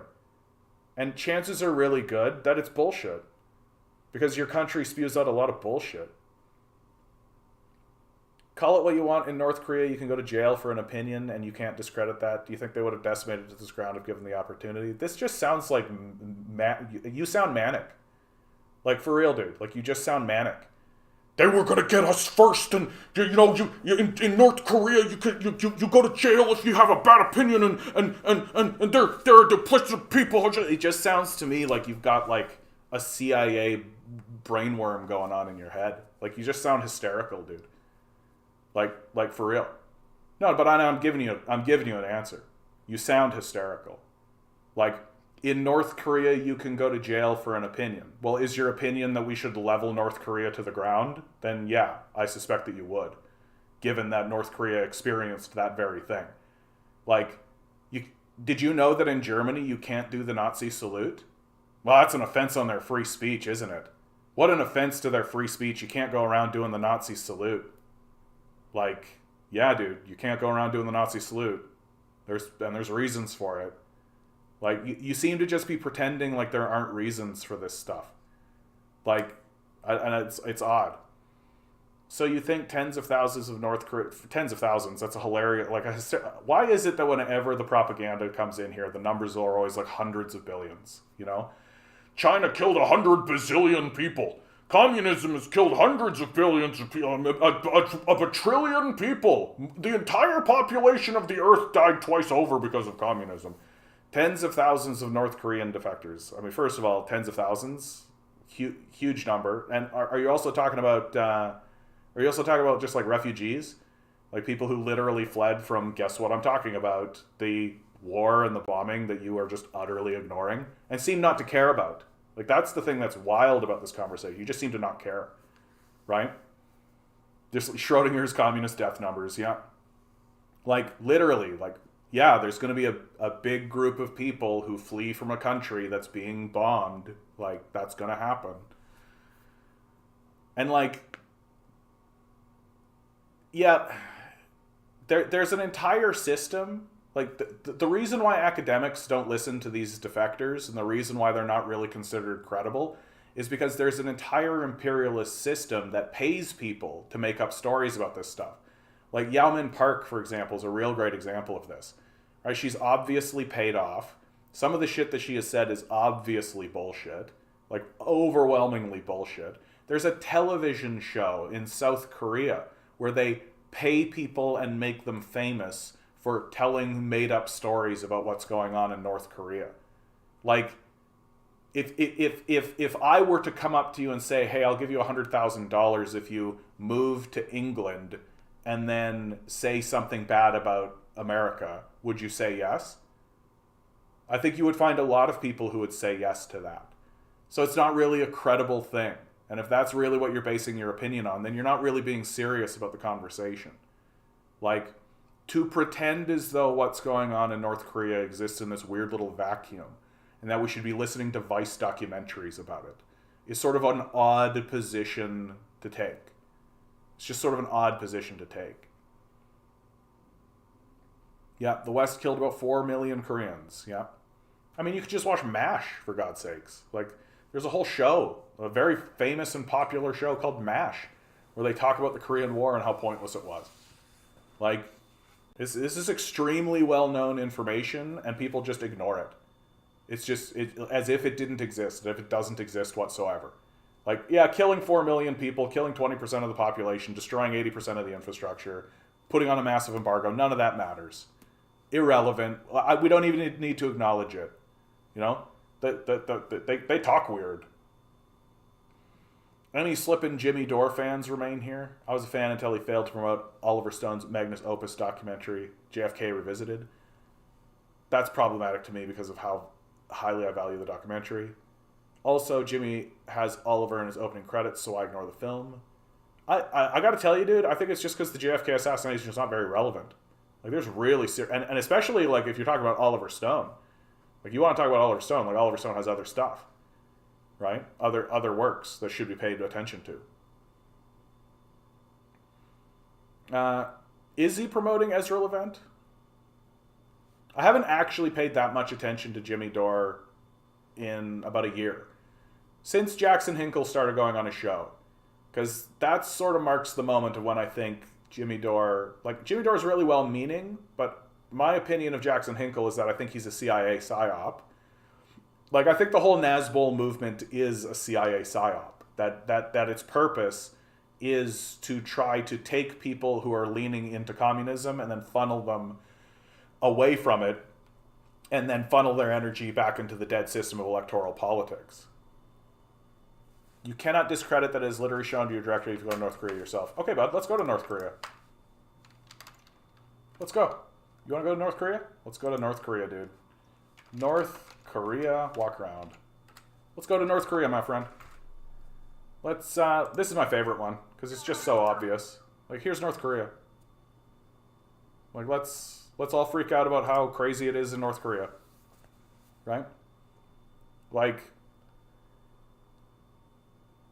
one of the things that I think is really nuts about people who have big opinions about North Korea is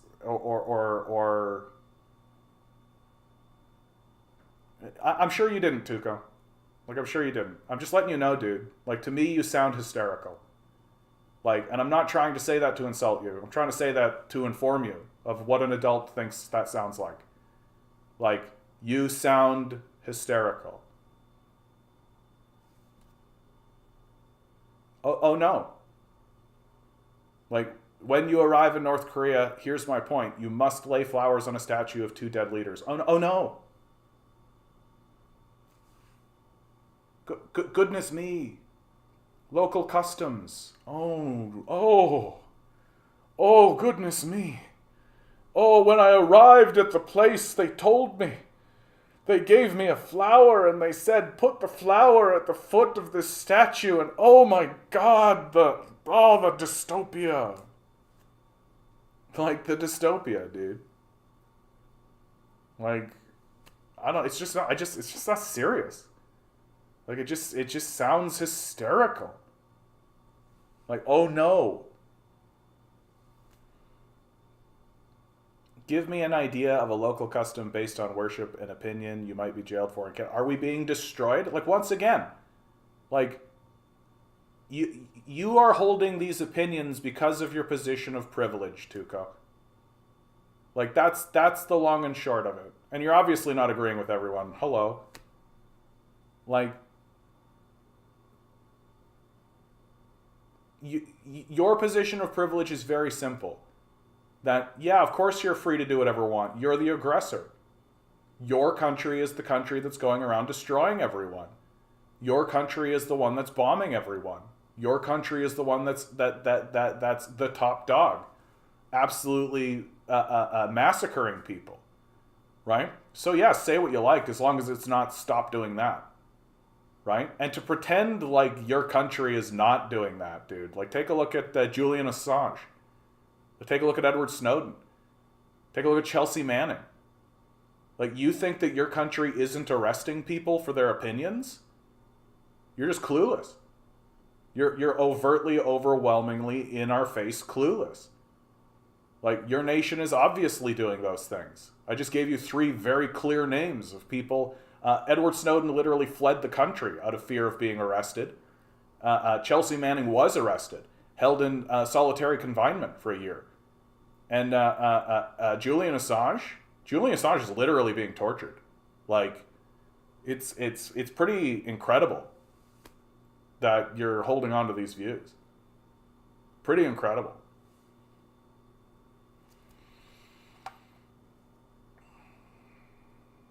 Yeah, when you're in Ireland, you have to kiss the Blarney Stone. Oh, the God.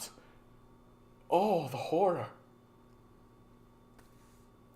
Yeah, Adam, Jimmy tweeted Ezra yesterday, congratulating him for the Pfizer CO with a bunch of questions. They were actually misleading and accurate.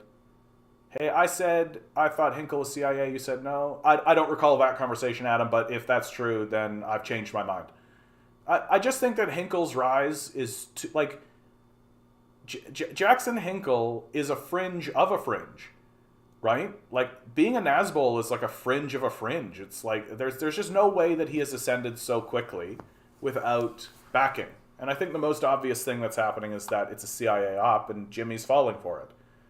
And I think that Jimmy is being successfully led down a bit of a rabbit hole.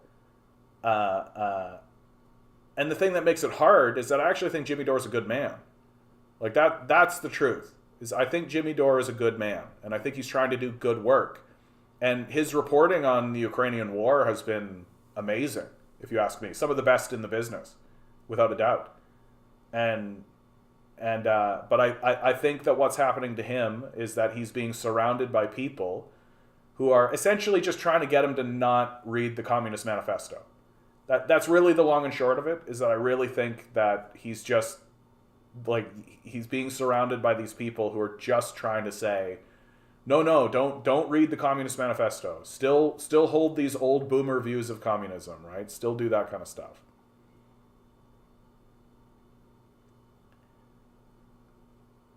There's a new video at least once a week of US cops killing someone for no good reason, and you're letting rich people scare you about Korea. It's weird.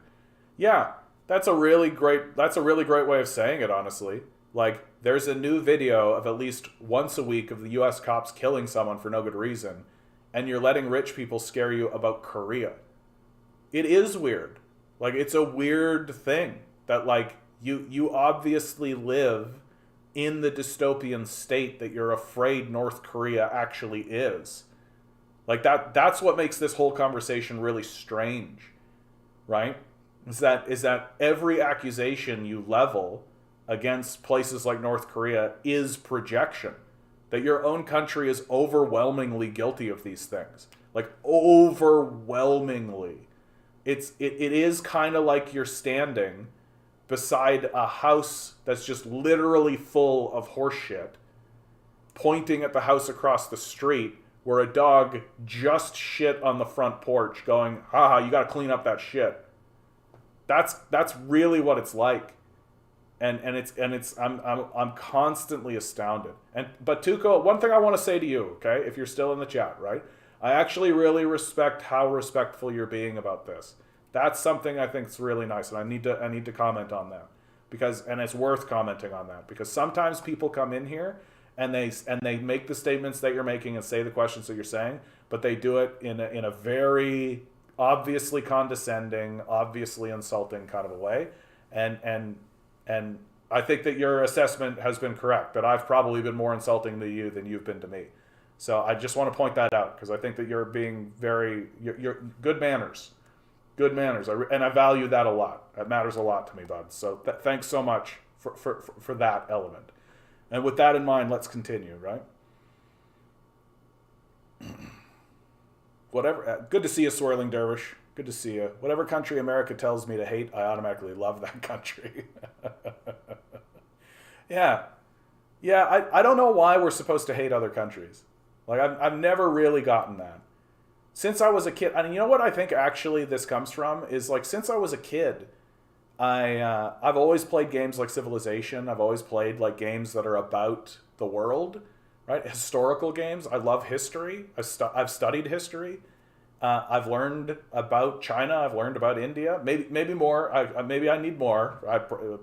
Maybe not as much as I could, obviously, but I find this desire to hate other countries to be odd just by itself, to just be strange just by itself.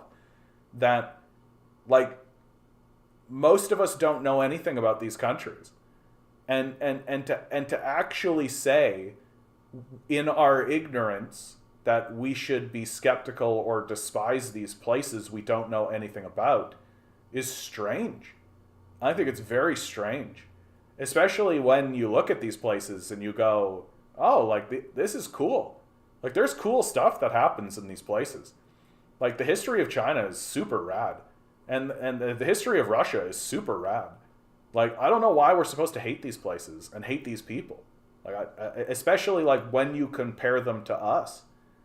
And it just seems to me like I don't know why we're supposed to base our opinions on the opinions of leaders who are obviously psychos. Like, our leadership are psychos, and it's obvious. Like, if you're genuinely going to stand up and attempt to defend the North American leadership at this point, like, Serge, good to see you, bud. Also, to mention, the sociopaths that work at schools and other institutions must be addressed. I mean, that is something. Too much going on in the chat right now, dude. See Jimmy's attack on Nora Laurento. Tell me he's a good man. Jimmy read a book by Lenin or Marx that he held up on a show in the past year or so. Oh, did he? Yeah, like I said, I'm pretty selective with Jimmy. Like he's an interesting.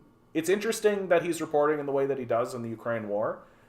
But I tend to agree with you. I think his fan base is pretty far to the right. American society is generally pretty far to the right, and but at the same time, like, and obviously, like, he wants his model to be profitable, and so he's got to cater to the fan base that he has, right?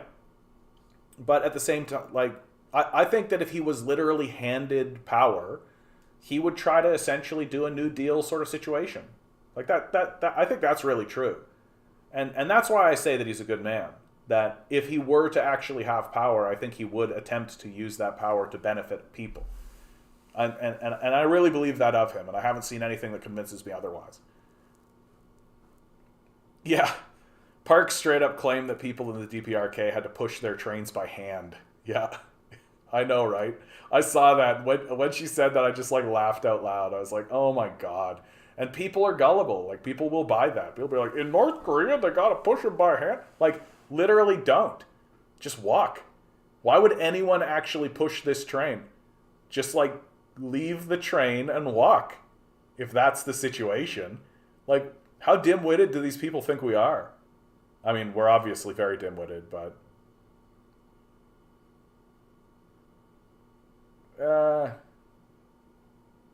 Who assumed liberalism? That's fine. North Korea isn't perfect, but many visits show happy people in school and community. Yes, it has poverty, but clean streets. I mean, we're seeing North Korea right in front of us right now. Let's get out of this restaurant. They spend a lot of time in this restaurant. Let's go back to the beginning of the video where you see the travel. Like, I just don't get this idea of, like, the dystopian nightmare. Like, it looks pretty fucking normal. Like, where's the horror? You know?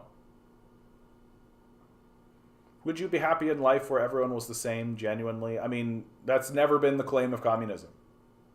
Like, straight up. That's never been the claim of communism. The claim of communism is that we can create a floor that everyone gets to stand upon. And in that way, we are equal. That there literally is no homelessness. That there is just a degree by which we refuse to accept poverty in the society. That you simply cannot fall below this level. That doesn't mean that we're all the same, because it's obviously not possible. Like, it's not possible to have that. That the argument of communism is not about creating a unity of banality. It's about eliminating the capitalist or the ownership class entirely and empowering the working class. That's what it's all about. And that doesn't mean that everybody's going to be the same. It's literally never been the argument.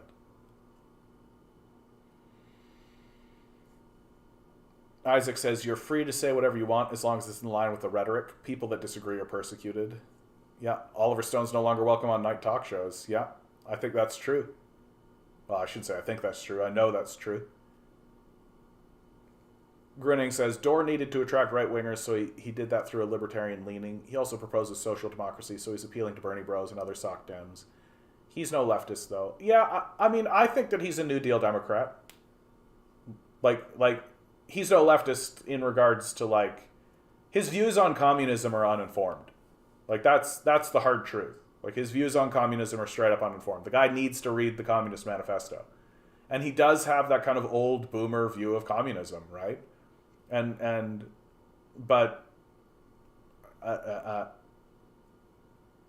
think that he primarily acts just from a sense of moral, like he's got a moral center. Like, he does have a moral center. He's not like a lot of the other grifters that are out there, you know? I see that he has a moral core. And his solutions are pretty typical, frankly. I think he's a little bit more militant. I think he's willing to report on strikes. I think he's willing to support more aggressive actions and all of that kind of stuff. Like, I think he exists on that sort of a level. But yeah, you're right. Like, he's not a leftist. And that's because he's illiterate. Like, he doesn't know a thing. Yeah, Tuco, I appreciate it. I appreciate, Tuco says, thanks for admitting that. I'm happy we're having a civil conversation. Yeah, and you're right to come to push back on me, Tuco, because I think that, like, it's so important to me that we can have a civil back and forth. And the truth, Tuco, is that I deal with a lot of shit on this channel. I deal with a lot of shit. And a lot of the questions that you're asking and a lot of the points that you're making really do hit me in a like fuck these condescending assholes place. But you're not being condescending. And so I wanted to pause and really make a point of it, because I want to move forward cleaner. I think you deserve better than that, you know? Really. Because you're coming in here and I think you're being genuine, you're not being an asshole about it. So Tuco is asking, so if communism, sorry dude, oh my god. This is a great conversation. This is a great point. This is a great question. So if life isn't fair, would communism make it fair? Or would communism just help you be happy? So, okay, I think you're getting to the nugget of it here, Tuco, is that what communism is a critique of capitalism that says capitalism divides the populace into two classes: the ownership class and the working class. And what this does, or the ownership class or the owned class, what's traditionally called the bourgeoisie or the proletariat, right? Owners owned. And what that does is it puts the society in a perpetual war with itself. That what's good for the owners is not good for the owned, and vice versa. That this antagonistic relationship that exists between these two classes will always mean the society is at odds with itself and is at war with itself, and will constantly result in collapses and war and disaster. And that's exactly what we're seeing. And the goal of communism is to eliminate the ownership class, that the owned class absorbs, or the means of production are distributed throughout the working class. And that's a project that takes an awful lot of time to do. And the success of that would be that the society would no longer be at war with itself. That what would be good for the working class would be good for the working class. And there would be no ownership class whatsoever. And that the ruling class would be made up of the working class and respond to the needs of the working class. That unlike what's happening in America, where you have a ruling class that responds exclusively to the ownership class. And so, like, I agree, life isn't fair, but we're not trying to fix life, right? Like, that's not what we're trying to do. We're just trying to remove the antagonistic element that exists within the society. Would communism make it fair? I mean, communism would make it a more egalitarian system than we have now. Right? Because right now you go to a job, you work your job, your surplus value is stolen from you by people who do no work whatsoever. And we call that fair? Like, that's fair? Or would communism just help you be happy? And I mean, I suspect communism would help everybody, would help more people be happier, right? You would get to keep more of the fruits of your own labor. You'd get to actually know that the work that you're doing is helping your community and helping your society, instead of being siphoned away and being stored in offshore accounts or whatever.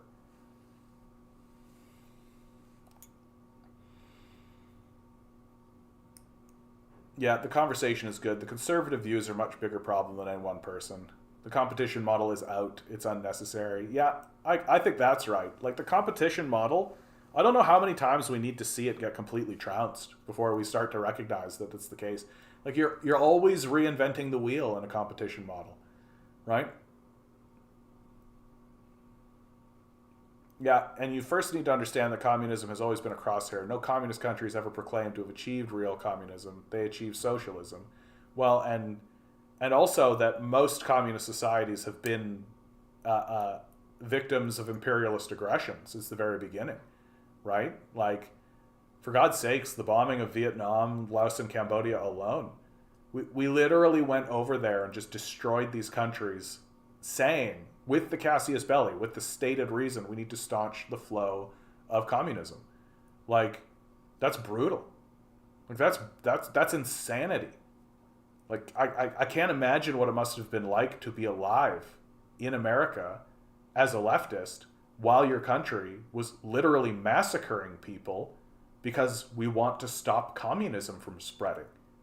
It's insane.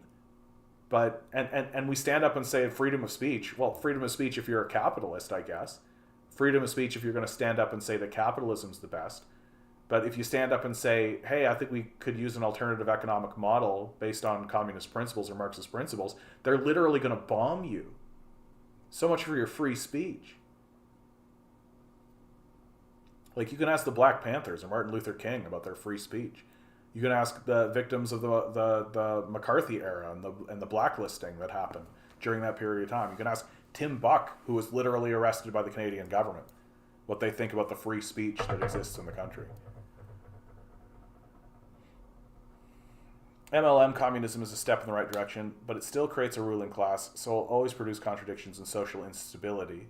It would be better than capitalism for sure. Yeah.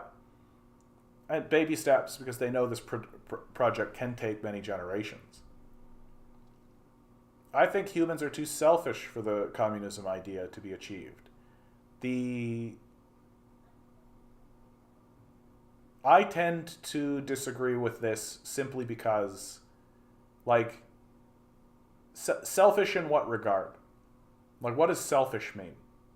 Because I would argue that it's very selfish to want to live in a stable society, right? Like, I'm completely self-interested by saying I want to live in a stable society where everyone's needs are taken care of.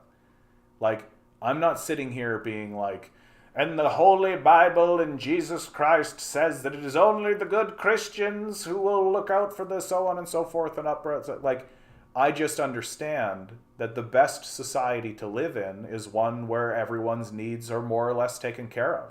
And it's completely selfish of me to say so. Like, I'll completely admit that. That I find the selfishness of the capitalists to be primarily stupid. Like, I'm not really arguing, and I'm not trying to create an argument against selfishness. I'm trying to create an argument against overwhelming stupidity. Like, what we're doing is stupid. And it's the selfishness of, like, a handful, like 500 guys on the Fortune 500 that's causing these problems for us, when we could have, like, a nicer place. This place could be really, really nice. And not only would it be really, really nice for the masses of the people, it would also be much better for the wealthy. So the question isn't about selfishness. It's about whether or not you're an idiot. Like, a genuine idiot. Because destroying the air, destroying the water, destroying the land, impoverishing huge sections of the populace, creating a whole bunch of social strife so that you can have more numbers in a bank account screen is hyper selfish, but also extremely stupid. So I have no problem saying that humanity is selfish, but if they were smart, they would understand that, oh yeah, like, it's completely within my self-interest to live in a stable society where everyone's needs are taken care of. Like, in my opinion, that's the most selfish position. You want the most selfish position? Well, the most selfish position is that I would like to live in heaven, right? That I would love to have servants who took care of me and everything. Like, that's the most selfish shit ever. Well, you're not going to build heaven if it's destabilized and constantly eating itself, and you're poisoning the land and the water. Like that's not going to happen, right? So again, to me, it's not about selfishness. It's because I agree with you. Humans are selfish, but it's about whether or not we're competent or stupid. And North American society is extremely stupid. Like, extremely stupid. The extremity of the stupidity of our nation can never be overstated. We are perhaps the stupidest people who have ever walked the earth.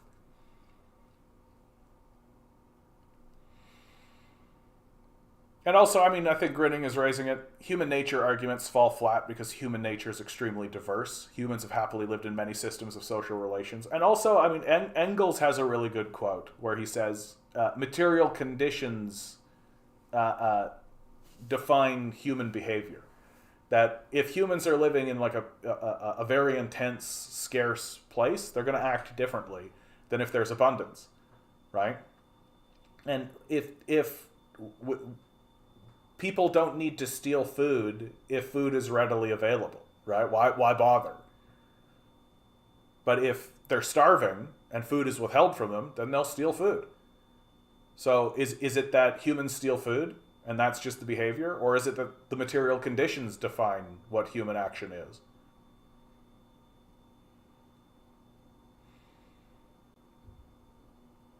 I don't know how to pronounce this name.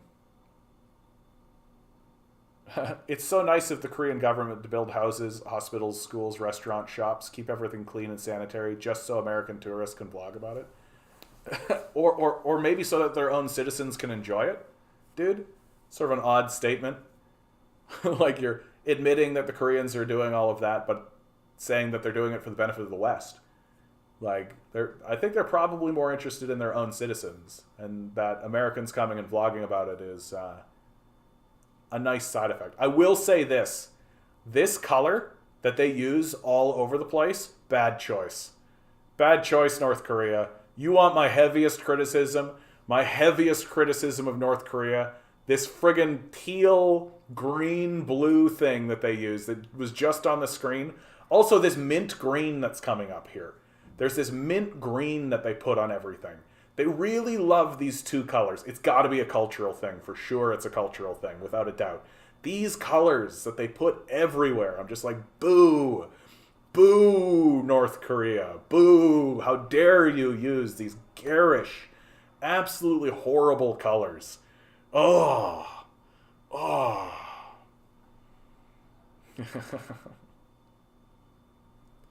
Okay, I see the idea you're expressing. So you'd prefer a more Nordic country's economic policies. I mean, I would prefer those, but I'm also very realistic about how those policies came to be.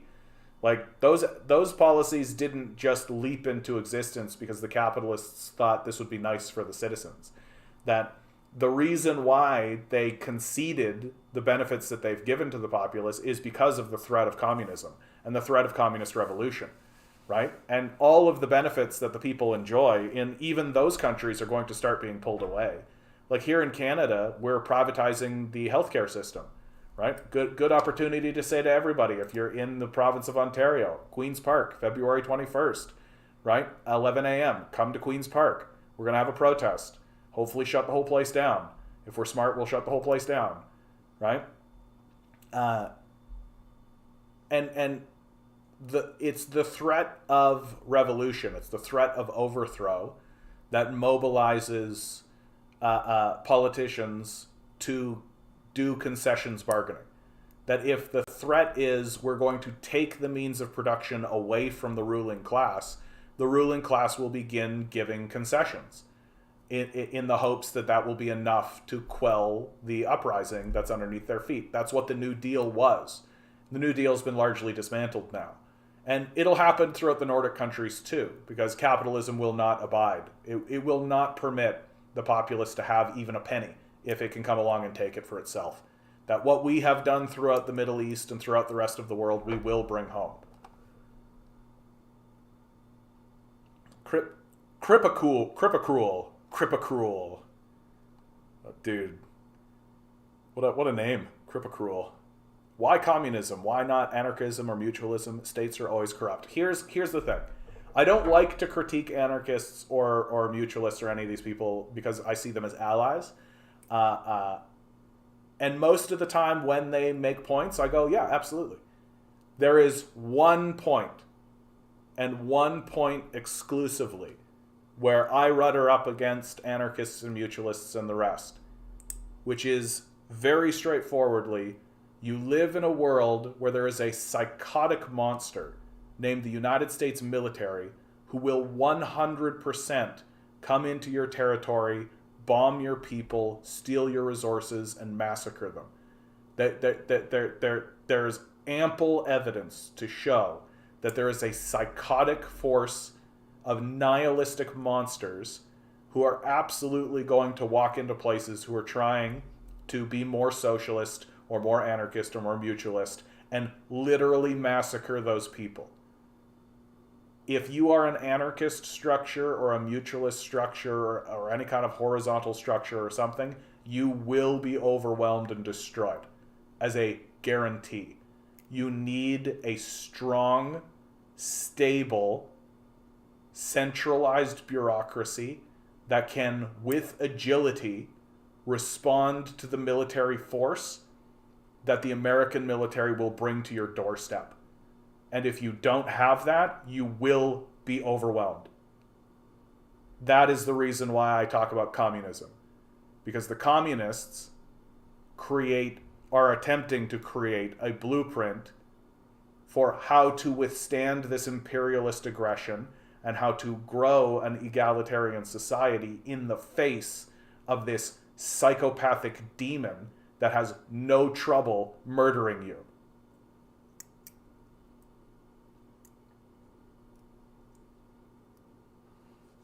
Don't say that, Compton. That's rude. We're all on our own path. We're all on our own path. Compton. That's classic Compton right there, dude. I love that.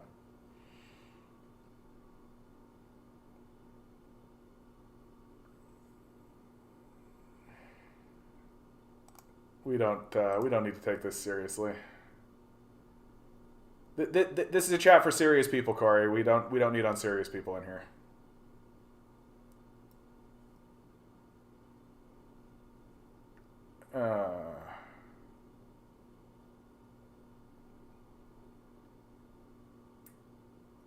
Let's see. Oh, here we have a guy named Chinggis. The Chinese government has killed more people in genocide than Germany did. That's hilarious. They pretty much have slavery. Hilarious. And if you dare say anything about it, you get sent to a re-education camp. Yeah, that's just childish, dude. Like, we don't need to have a big conversation about it. Like, that's just baby talk. Like, as unserious a thing that's ever been said. Like, huge accusations, completely baseless. And pretty dim-witted, frankly. Like, you saw, like, what, a CIA thing once?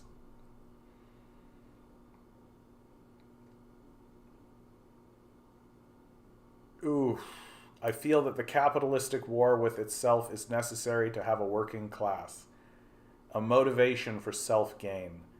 I think humans help others to help themselves always and forever. Yikes, bro. Like, yikes. Like, essentially a pro-slavery argument, right? Like that. There's a book that I have called that is called Cotton is King, and it's a series of essays written by the pro-slaver and the pro-slavery side of the argument on the lead up to the Civil War in the United States. And that's essentially one of the arguments, that we need to have slaves because they have no purpose otherwise, right? And that people won't find their own purpose. People need to be enslaved in order to find purpose. And my idea of what purpose is matters more than theirs. Like, that's a very dark position, dude. Like, it's a very, very dark position. Like, Nazi level. For real, Tuco. Like, I'm not trying to insult you with that. Like, it's very, very bleak and fairly scary. Like, you could basically justify any action you like with that line of thinking, right? You could just do what you like to anybody you like with that line of thinking.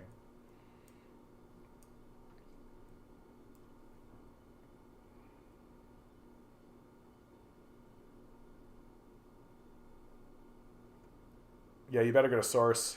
You'll get kicked. I'd say I'm a free market with some moderate regulation to promote competition and no state-owned industries. So you're a fan of basically what's happening here, like right now. Like what we are experiencing in America is the result of exactly what you've discussed. Free market with some moderate regulations. So you like a collapsing society. You enjoy a massive, gigantic empire, the largest prison population. Like, it pretty scary stuff. Like, pretty scary stuff.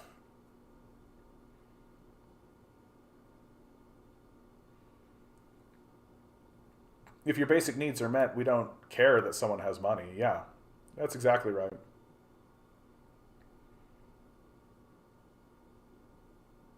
I love this. There is multiple sources. Most of them are blocked out because of the Chinese government silenced them. There's a video that explains it very well. I'll say the channel when I find. I always love this idea, dude. I love this idea that like China is so overwhelmingly powerful that they can create a secret genocide that no one knows about. Like that's an incredible statement. Besides, capitalism kills over 20 million people per year as a direct result of its system of production and distribution. If MLM really was a murderous ideology, it can't hold a candle to it. Yeah. Brother, we won't live long to find out. Yeah. I'm going to call you Mac. I hope that's pretty accurate because this is a different language. Is that Russian? I don't even know. Oh, Maxim. So I was right, Mac. Maxim. Yeah, what a great name. Brother, we won't live long enough to find out. These capitalists are going to put poison in the water and going to make sure that all our brains are pudding. We're going to be hypnotized. Oh, the channel is called Serpensa. Yeah, so a Nazi. Right? Like, just straight up, dude. Like, just a Nazi. Like, we don't need to move any farther with this. Stop listening to Nazi propaganda. He has all factual sources. Yep, I've got a picture of a top of a building. Do you see the picture of the top of that building? Yeah, you get your information from a racist sexpat, white South African who's nostalgic about apartheid South Africa. Yeah, opinion discarded. Yeah, basically, like essentially, like we don't really need to take that seriously around here.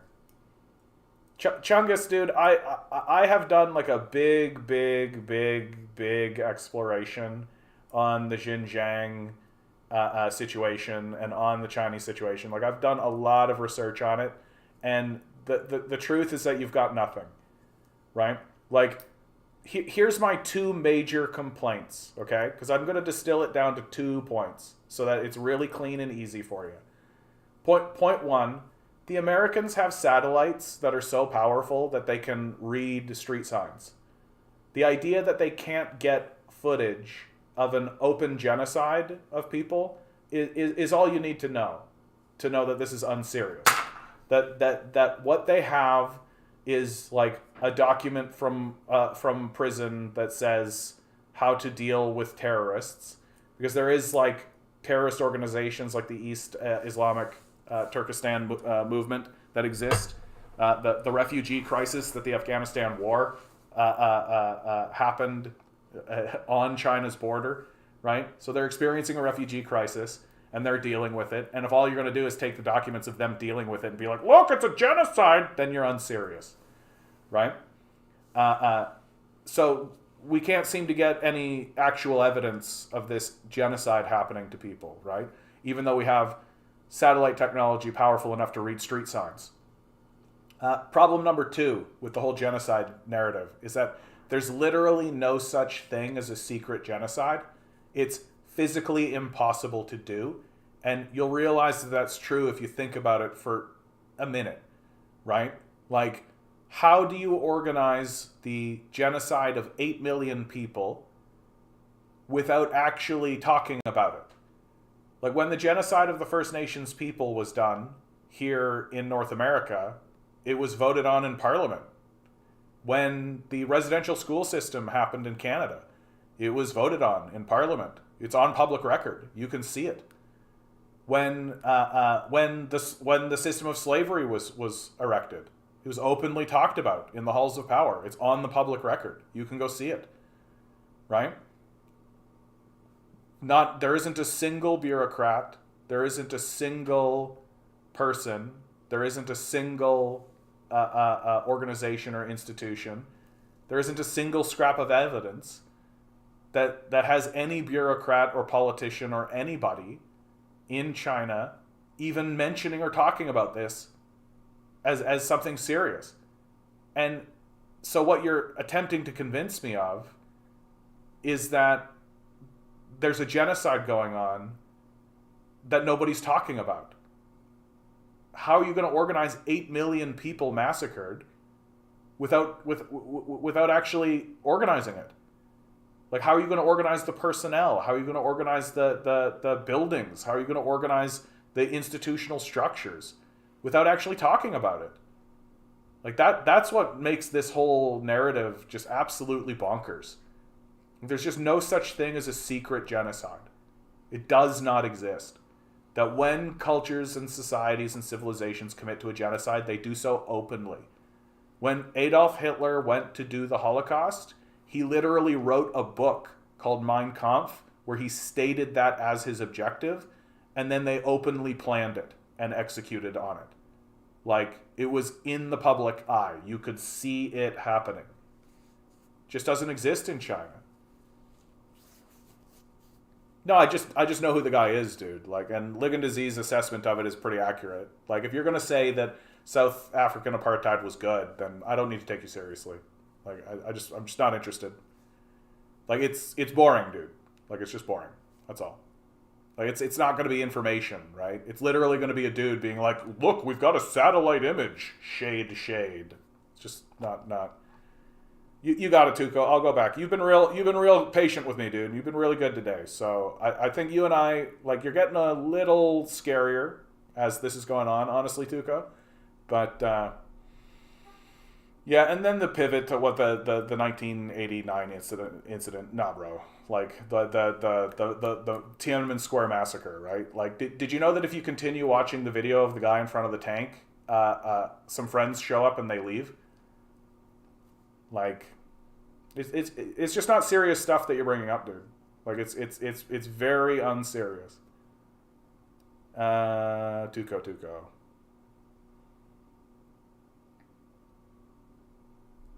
Don't forget the wealth in the West is stolen from the third world countries, yet mainly Africa and America, for sure.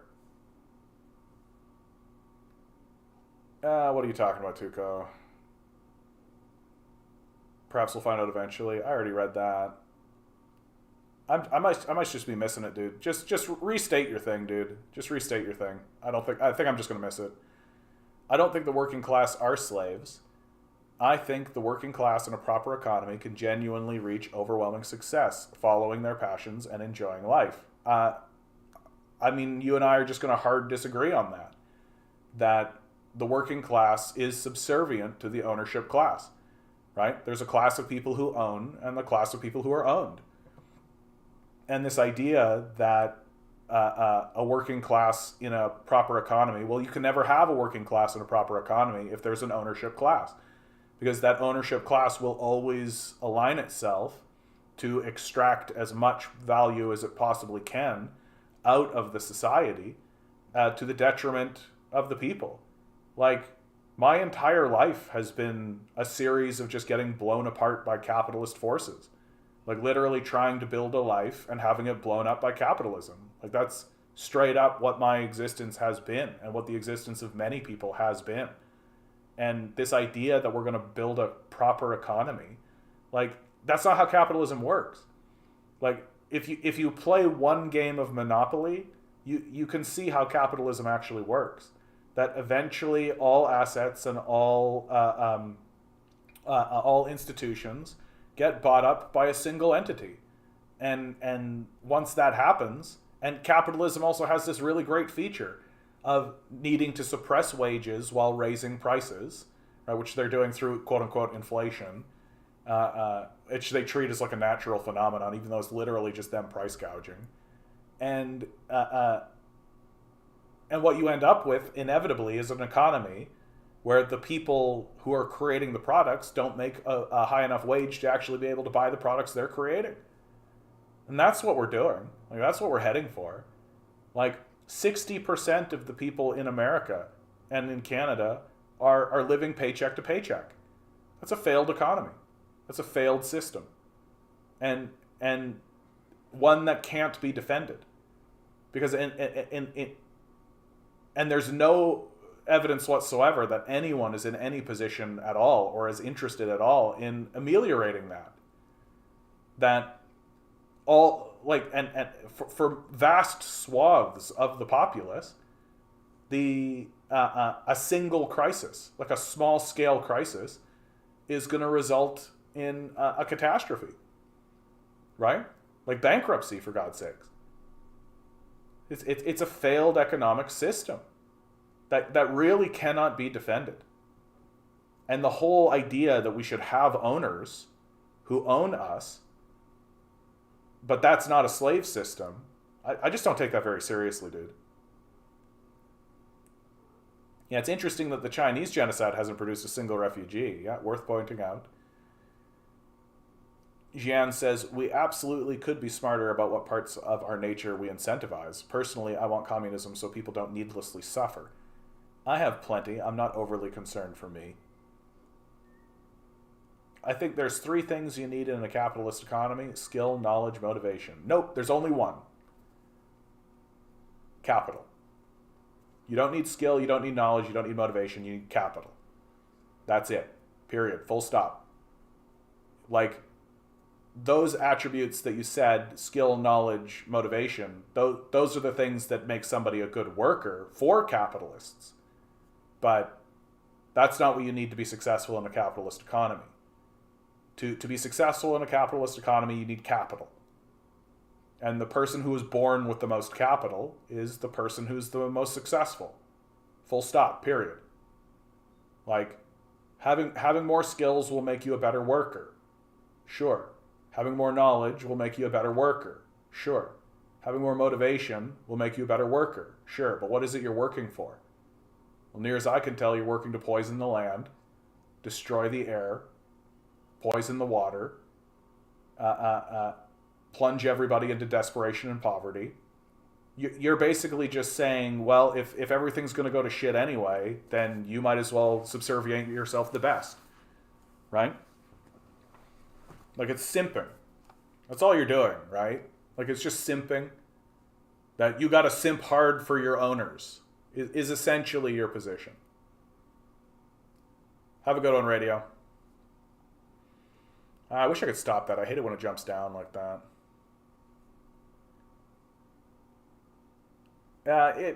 Chinggis, I guarantee it does not. Like, that's the reason I'm not even bothering with it. Because it's, like, so obviously not going to. Like, you just want it to be true. That's all. But all he's going to do is pull out some kind of document and then go, that proves it! And it doesn't. Like, if it did, then The Economist would talk about it. Right? Like, if it actually did what you claim that it does, then it wouldn't be some shitty little Nazi on YouTube. It would be like The Economist, or Harvard, or Oxford. You know, serious institutions for serious people, not shitty YouTubers. Right? Like, you're directing me to just like little fascists on YouTube. Well, how about actual places that are serious? Right?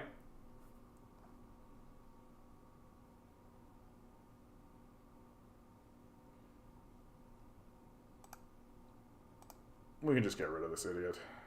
We don't need to continue.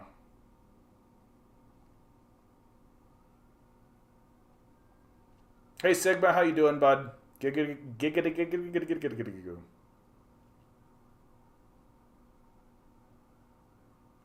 Yeah, see, I understand capitalism is a perpetual war with itself. I see and appreciate your very in-depth explanation of communism. Yeah, although I feel that capitalistic war is necessary to even, like,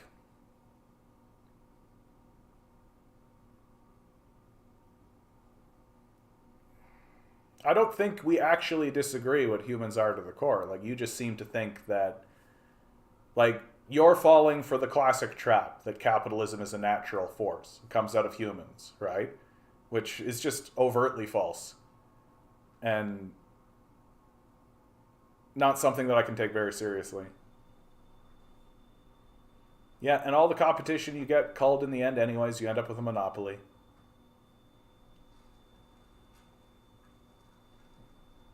Yeah, I tend to agree with Tuco here, honestly, Compton. Like, I don't think you're helping the cause, Compton, frankly. Like, I understand where you're coming from. I feel your frustrations. I understand your sort of militant desire and all of that, but I don't think you're winning hearts and minds, frankly. Like, Tuco, you do have to understand on our side of the conversation, right? Like, it's pretty obvious that you're living in a position of pretty high privilege, right? Like, that's pretty clear. That you either are an owner or you're a worker in a position of privilege. Like, it's pretty obvious that that's the case. And so for us, right? So for us, like, we see somebody who's essentially defending a slave system that's attempting to destroy us. And seeing just the classic arguments of, like, you just need to buck up and work harder. And the answer to that question is, like, a resounding fuck no. Like, we are not going to work hard for a system that is actively attempting to destroy us and funnel our resources to Jeffrey Epstein's pedophile island. That's fundamentally where it comes down to. And your defense of this abhorrent, monstrous system is fairly clearly and fairly obviously and I mean, your comment here, to be honest with you, I'm still working. I'm not an owner. Do you believe you can buy yourself into the ownership class? That's sort of the dream. Like, that's the dream, isn't it? For the simping capitalists, right? Is to buy yourself into the ownership class so you then can own slaves and have the slaves do your work for you, right? Like, you'll pay them barely enough to subsist. You'll pay them just like a small, minuscule wage. Yeah, and you're admitting it, right? That is the dream. So the dream is to make passive income off of other people's labor, right? So to own slaves. Like, well, to rent slaves, really, because it is just like a slave market. That's what it is. And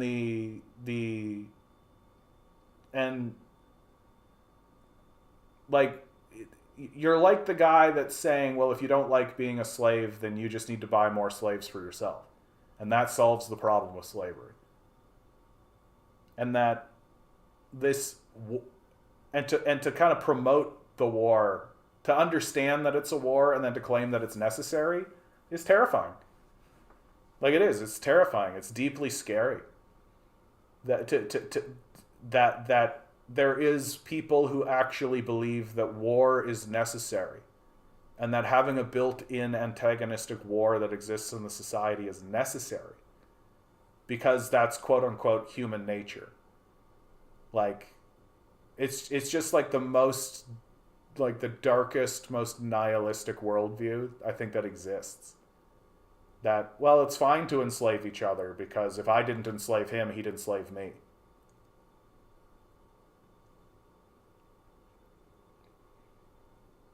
Yeah, if you want to buy yourself out of the working class and you want things you don't need, you need to become entrepreneurial. Buy yourself to the ownership class, right? Buy slaves. That solves the problem with slavery. Just buy more slaves, right? If you don't want to be a slave, just buy slaves. Then slavery's solved for you because you own slaves, right? This is the argument. It's not one that I really, really take very seriously. Like, most of the arguments that you've used here were used by the Confederates in the South. I literally just did. What war are we talking about? The ongoing class war in capitalists. We're having a conversation here with Tuco, who I don't know, Tuco. I feel like you're one step away from like doing a little bit of, you know what the real problem is George Soros, the cultural Bolsheviks. Yeah, Marx and Engels when they forget about human nature. Yeah, I do think that that's. Oh, did I? I think a working class person should receive enough to live, and whatever your proper definition of proper living is. I mean, that's a nice idea, but capitalism will never do that. Right? It's against the interests of the capitalist class to do that very thing. That what capitalists do, and we can see this as early as like 3 months ago, where the Bank of Canada as well as the Federal Reserve was talking about increasing unemployment. Like, you understand what that means when major financial institutions are talking about increasing unemployment. It means that they want to make more homeless people because they understand that homelessness is required. Homelessness drives down wages. People will take shittier wages and take shittier jobs if there's this looming threat of homelessness. And so the capitalist class can treat the workers however they want because they can always just say, well, what are you going to do, be homeless? Of course it is. We have to mitigate that. That's my ideal capitalist idea. Then you're dreaming, dude. Like, straight up. Like, you're dreaming. It does not, has not, and will never work that way. It is not what capitalism does. It's not how it operates. Like, you're the one who's actually trying to convince me now that the ruling class will somehow be benevolent. Like, why is it that when we're talking about the morality or the human nature of the workers, it's shitty bullshit where we're scabbing at each other. But when it comes to the owners of the society and the ruling class, that they'll somehow move their hand through benevolent goodness. Like, it just seems to me like you're worshiping rich people. Like, that's really what it is. Like there is a trifecta of worship that is at the very core of our cultural decay. And it is the worship of money, which you're pretty clearly involved in, right? The worship of self, the worship of the individual, just work harder, bootstrap, all that kind of stuff, right? And then the worship of stupidity, like, or the worship of a lack of intelligence. And this belief that workers are bad, but rich people are good. Like, you see where I'm going with this? It seems completely incoherent to me. That, well, it's the nature of humans to be selfish and at war with one another, but we'll definitely be able to regulate it. What? And at the end of the day, we both don't want shittier wages, homeless people, and poverty. I'm glad that you say that, Tuco. I'm glad that you say that, because I do think that there are people who speak the way that you speak, and I think the reason why I was so aggressive with you at the beginning is that there are people who speak the way you speak who do want to see homeless people in poverty.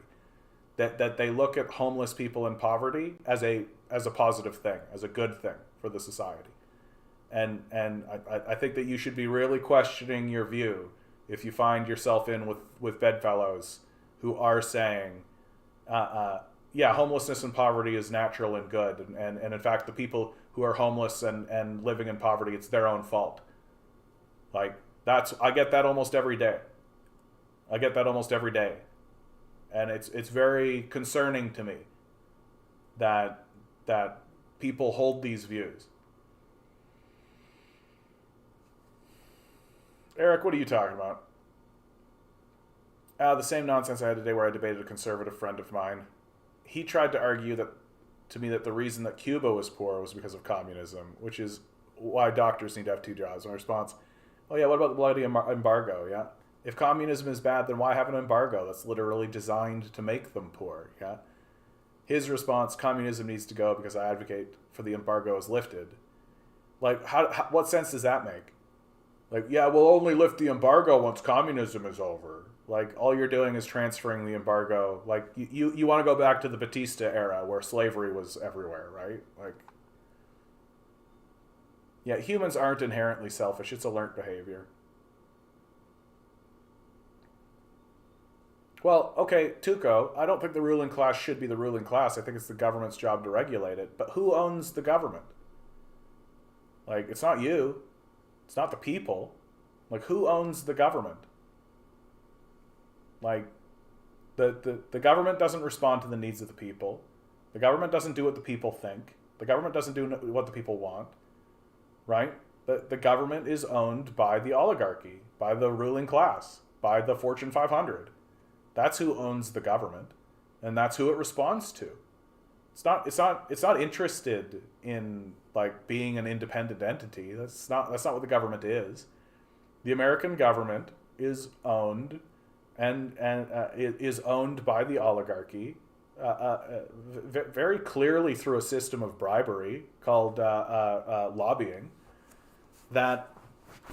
And the people who are within it aren't interested in responding to the needs of the public. They're interested in doing what they're told by their owners. Yeah, I mean, Puffin says, forget about inherently selfish. What about inherently lazy? I know I personally will skirt work wherever I can. Yeah, I mean, you work in a death cult, dude. I think I'm telling people that we should stop working altogether. That's not laziness, right? You just understand that your labor is being stolen from you. And so why put it in? Like, you know that you're not getting the benefit of that, right? Like, it's not for you. It's not even for your community. It's not even for the society you operate in. Like, it's literally stolen from you and put into the offshore accounts of, like, Jeffrey Epstein's pedophile island. Like, that's the structure of the piece. And so you telling me you skirt work wherever I can, you know what my response actually is? Good for you, bud. Steal as many wages as you possibly can from these institutions. Do everything you can to grind this thing to a halt. Because the society is structured to destroy itself. Right? Fantastic. I'm completely fine with that, dude. Like, to me, it's a form of rebellion. Like, don't work extra hard for these guys. Oh yeah, what's that 88 supposed to mean? I bet he's going to say it's his birthday year. Good pickup looking to Z. Yeah, we got a guy puffing 88. What's the 88 all about, bud? What's that all about?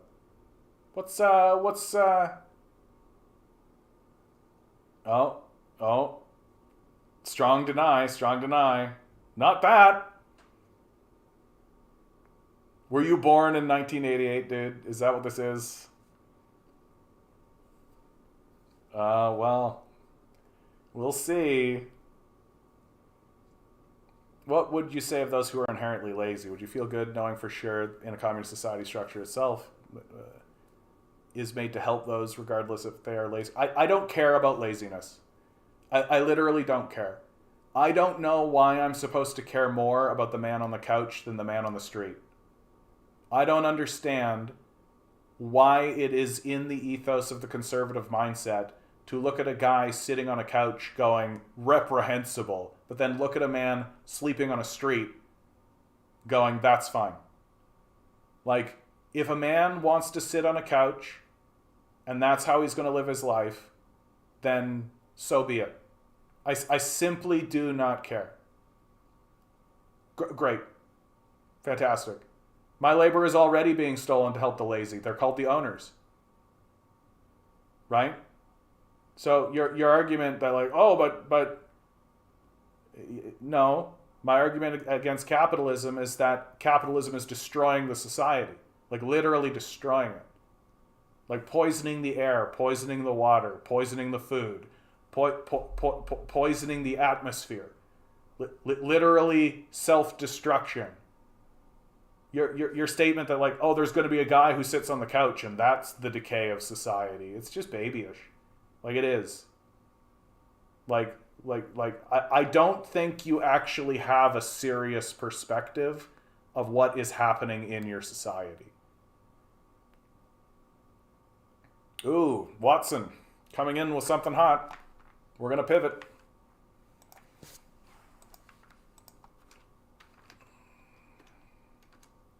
WSWS, always a good place. Doink. I gotta come here like more often, dude. These guys are spitting fire these days. The global capitalist crisis and the growing offensive to the international working class. World Economic Forum's Global Risk Report, a devastating picture of the capitalist crisis.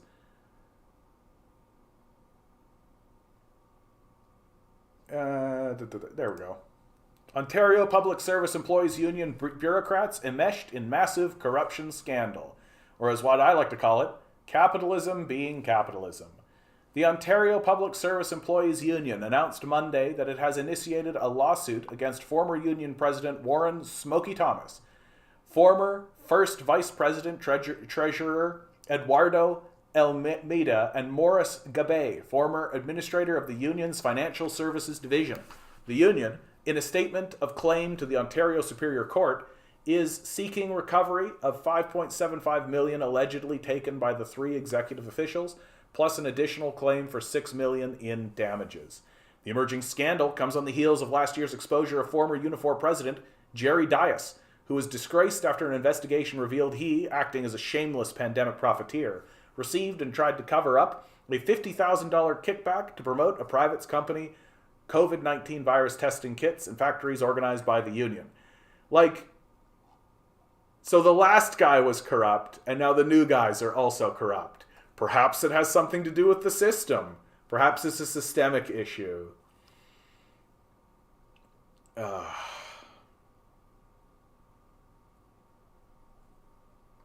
Tuco, I understand your perspective. I just think that it's... How could I say this the nicest? I don't think it actually... Let me rephrase exactly what you just said. Right? Here's Tuco's statement. I know I can work my way to ownership, but in communism I'll always work my way to nothing but helping lazy people. And it wouldn't sit right with me. Do you understand my perspective at all? So let me rephrase this for you how I heard it. Okay? I know I can work myself to owning slaves and being an owner who rents slaves and exploits them for their labor, siphoning off their surplus value and destroying the community and the society around me. But in communism, I'll always work my way to nothing but helping people who I deem are inferior to me. That's your perspective. I understand why you have it, but I don't respect it at all. Not even a little bit. Yep, I think that's right, Watson.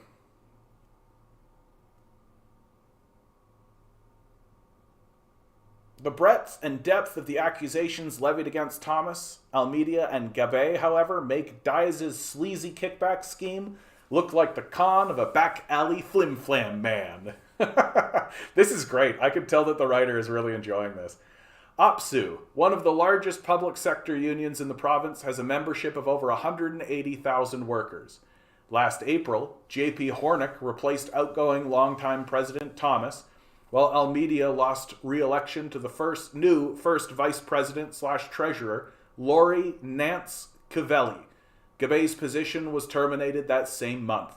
Shortly after their election and that of a new executive board, Hornick and Nance Cavelli initiated a third-party forensic audit of the union's books, citing what they called numerous concerns.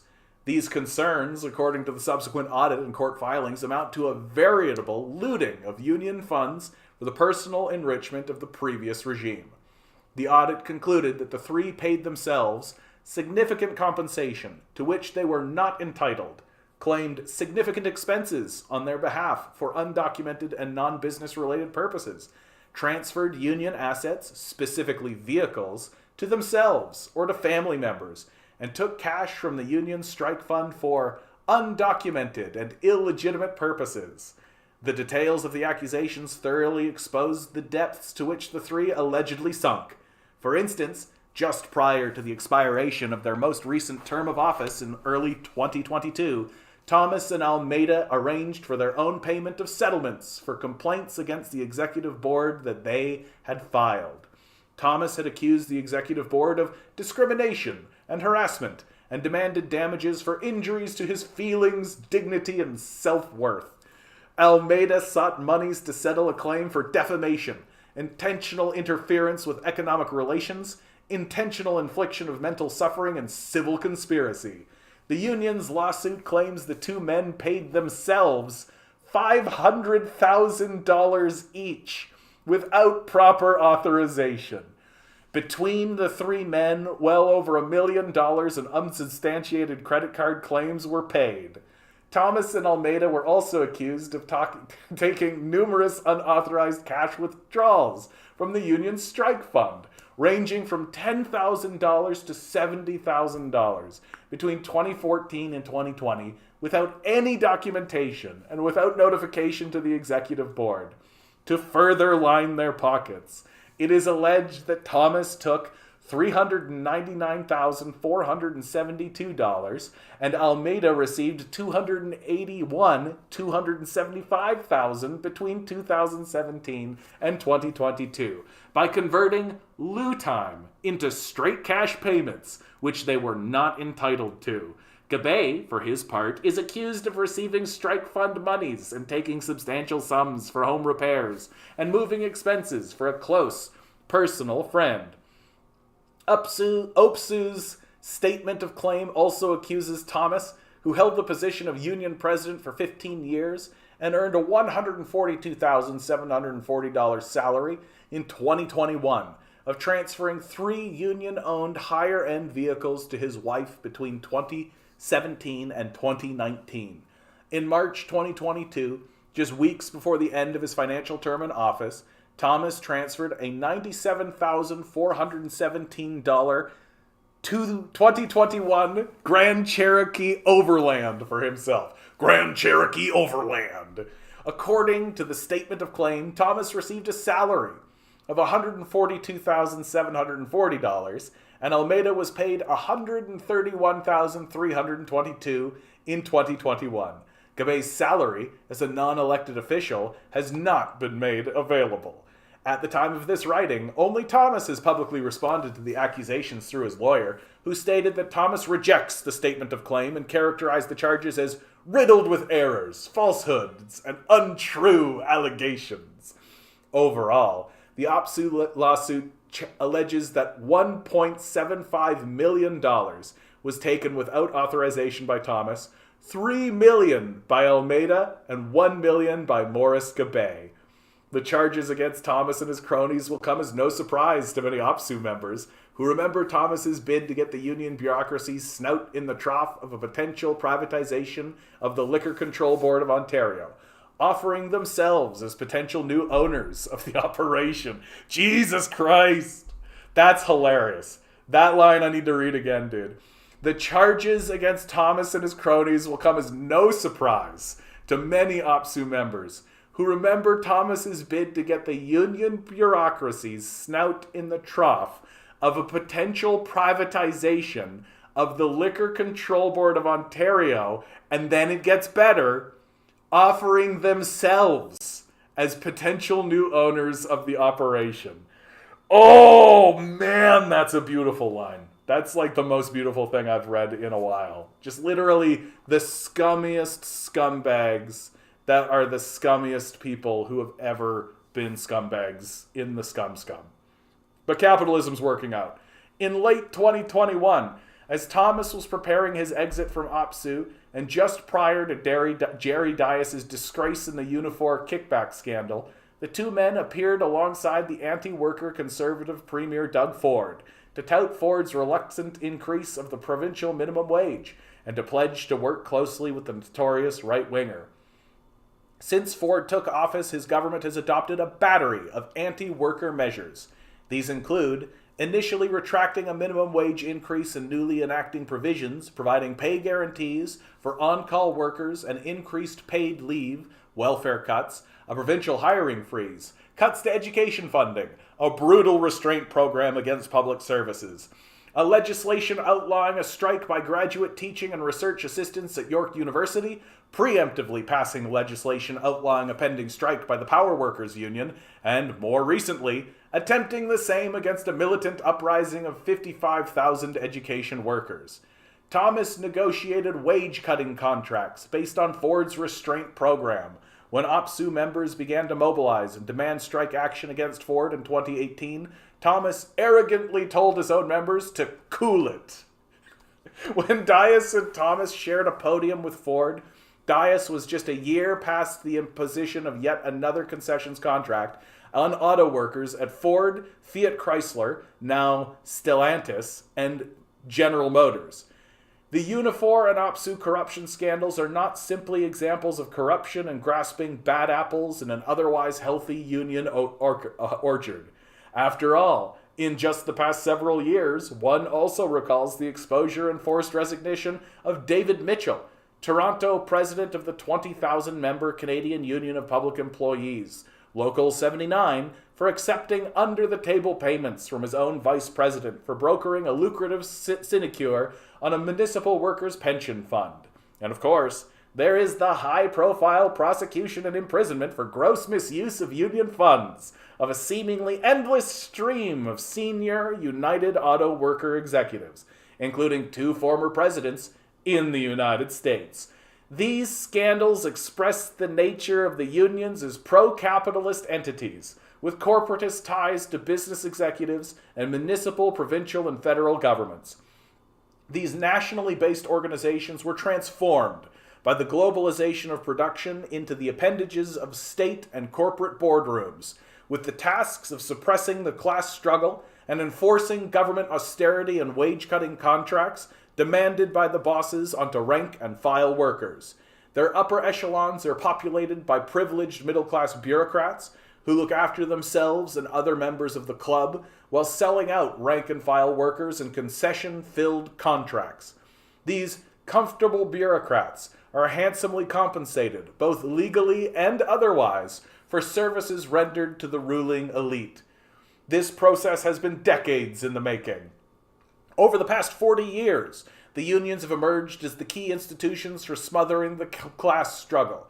Their top officials have integrated themselves fully into the pro-employer collective bargaining and labor relations system, taking full advantage of the substantial financial rewards accruing from their corporatist ties to the state and big business.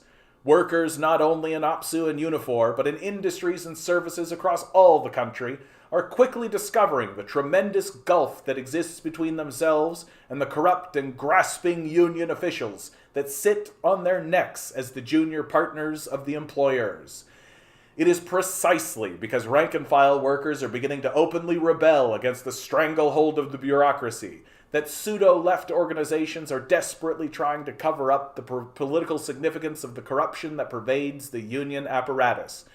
In an article on the OPSU scandal titled "Taking on Union Corruption from the Left," Spring Magazine insists that through rank-and-file pressure, workers can assert themselves in their unions and take on the bosses. Their aim, as exemplified by the role they and organizations like Fightback played in last November's militant Ontario education support workers' strike, is to prevent workers from breaking free of the stifling political and organizational grip of the pro-capitalist unions by claiming that they can be reformed from within.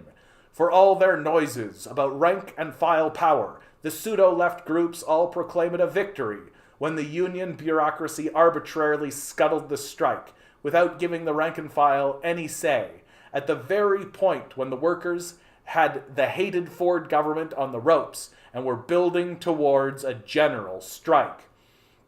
Workers, whether they are unionized or not, need new, genuinely democratic organizations controlled by the rank and file that refuse to bow to the prerogatives of the management and the collusion of the unions and fight for what workers actually need to live, including secure jobs, a livable wage, and fully funded pensions.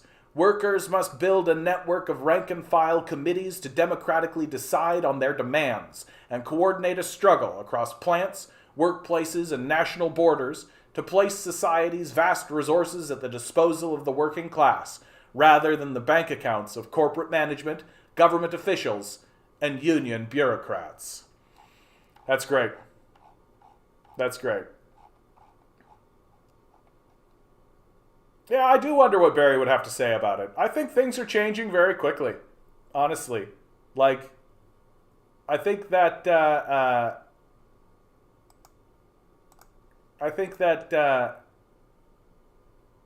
I'd be very curious to talk to Barry about this, actually, because I do think things are shifting very quickly for him, and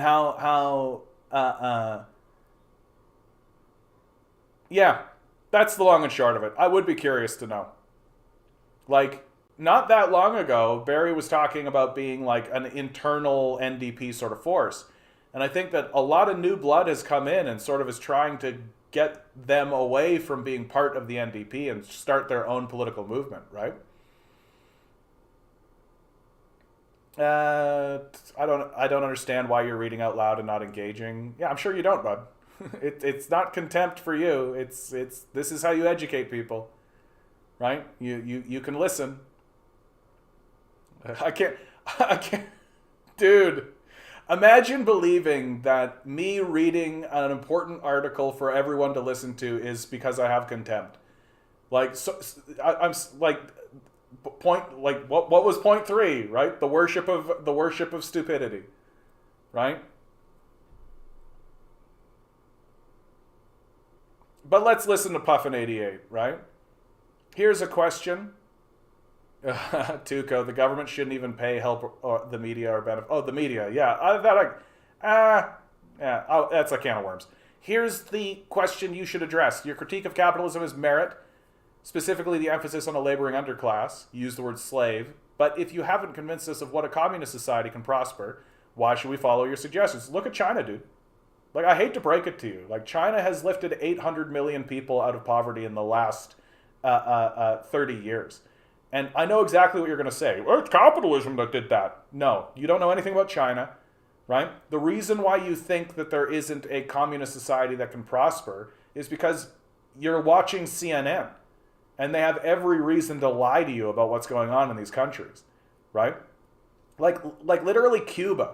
Cuba has more doctors than Canada. Here in Canada, we're going into a privatization of the healthcare system, which is going to be an utter disaster for everyone. Meanwhile, Cuba literally has more doctors, not per capita, but more doctors than Canada. Like, it's getting to the point where it's an embarrassment to say that there are no countries in the world whatsoever that are following Marxist, socialist, or communist principles and having major resounding successes. Like, especially when China is like poised to overtake America as the most powerhouse economy in the world.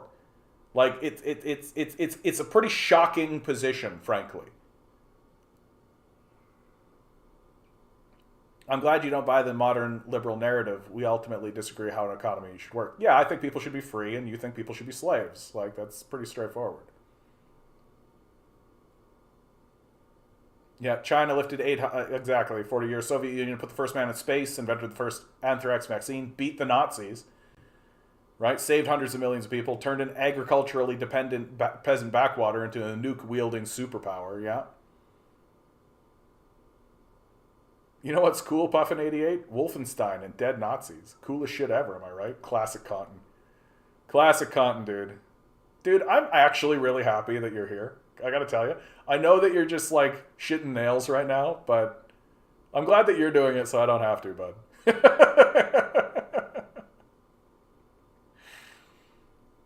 Yeah, I am curious about that. I should reach out to Barry, because I would be curious to know. Like, it's...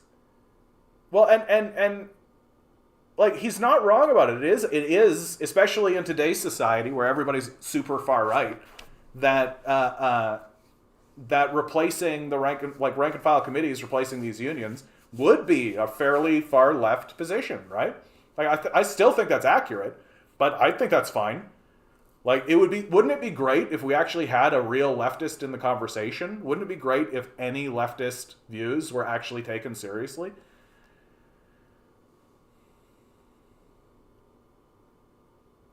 Yeah, I am curious, Watson, what about this? Because I think socialist action is gravitating more to the left, and like they ran their own candidates municipally in the last city election. They weren't with the NDP, right? So that's showing me that they're starting to see what I'm seeing. They're starting to see a fraying of this, that they can't really stay on board. But we'll see. You might be right. Yeah, China uses capitalist elements in the same way one would use fire in their fireplace. Yeah, I like that analogy is catching on because I think it's exactly right. That if capitalism is fire, the Chinese understand that fire belongs in the fireplace. And when you interact with it, it's with proper tools and knowledge, and you certainly don't let it out of the fireplace. Right? And fire is useful. It warms your food, right? And you'd be a goddamn fool to turn the fire off before you replaced it with something better, right? Uh, uh, but what we've done here in the West is said, well, fire is good. Let's let the fire out of the fireplace. Let's let the fire. We'll let the free hand of the fire decide. Yeah, Cuba, the only third world country to develop 3 COVID-19 vaccines. Yeah. If rank and file members could vote out these corrupt bureaucrats, it would have happened by now. Yeah, I think that's the bottom line, Watson. Like, it's indicative of what I've been saying all along, that electoral politics has failed us. Like, electoral politics has absolutely failed us.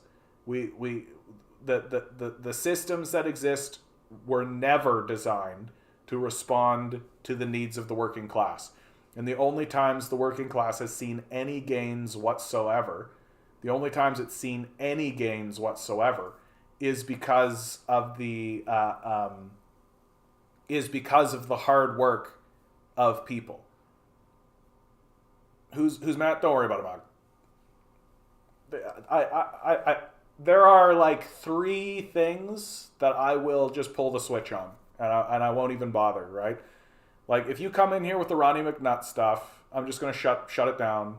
If you come in here with the Vosh stuff, I'm just gonna shut it down. And if you come in here, first thing you say is, "What work do you do?" I don't need to continue with you, straight up. Like, those are 3 like hard line, just like we're done. Because the Ronnie thing is, I mean, the Ronnie thing is like a whole conversation that we can have. I actually find it to be very interesting. I find its legacy is very interesting. Its life, the fact that it's still around, like that's the startling thing. The fact that it's still around. The Vosh thing is pathetic. Like, I think Vosh is an FBI asset and a pedophile. Like, we don't need to like, and to bring Vosh into this is just fucking annoying. And like, oh yeah, I look like Ronnie. I look like Vosh. Yeah, I also have a beard and hair and glasses. Like, just annoying. And then what this Matt guy did. The reason why they ask what do you do for a living is so that they can judge the quality of your character. And if that's the type of person you are, get out of here. Like, that's it. Like, just, I'm not interested in talking to you. Better strategy is try over and over again to take over NDP rather than start a new party, kind of like what Corbyn did. Yeah, I mean, but kind of like what Corbyn did and failed, right? Like, we can learn from that. We should learn from Corbyn that parties that are not going to actually open themselves up to the left need to be abandoned. Like, we have to abandon these parties and we have to build something else. That's where it's coming to. That it's no longer like the NDP have proven that they won't be taken over, just like the Labour Party proved that it won't be taken over. That should an actual leftist take over, the people within the party itself will work to destroy. Will work to destroy, just like they destroyed Corbyn. Like, Corbyn's the example. I mean, Sanders is another good example. They'll never actually allow leftists or a leftist leader to take power. It'll just never be permitted.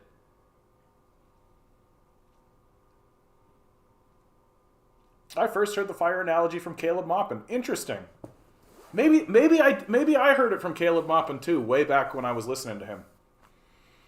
Before the sex scandal broke, and it kind of came out that he was a bit of a scummy guy.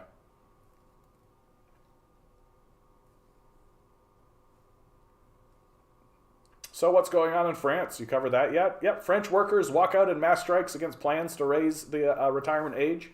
Good opportunity to pitch this again to you guys. Queen's Park, February 1st, 11 a.m., right? Apparently there's an event. Watson, you might know this. Do you know who's actually doing this? Do you know what this Welcome Back Doug thing is? You're closer to the unions than I am. Is this a union thing? I actually don't know who's behind this. But in any case, Queen's Park, February 21st, 11 a.m. They want to have a protest, and I'm going to be there for it. I'm here for it.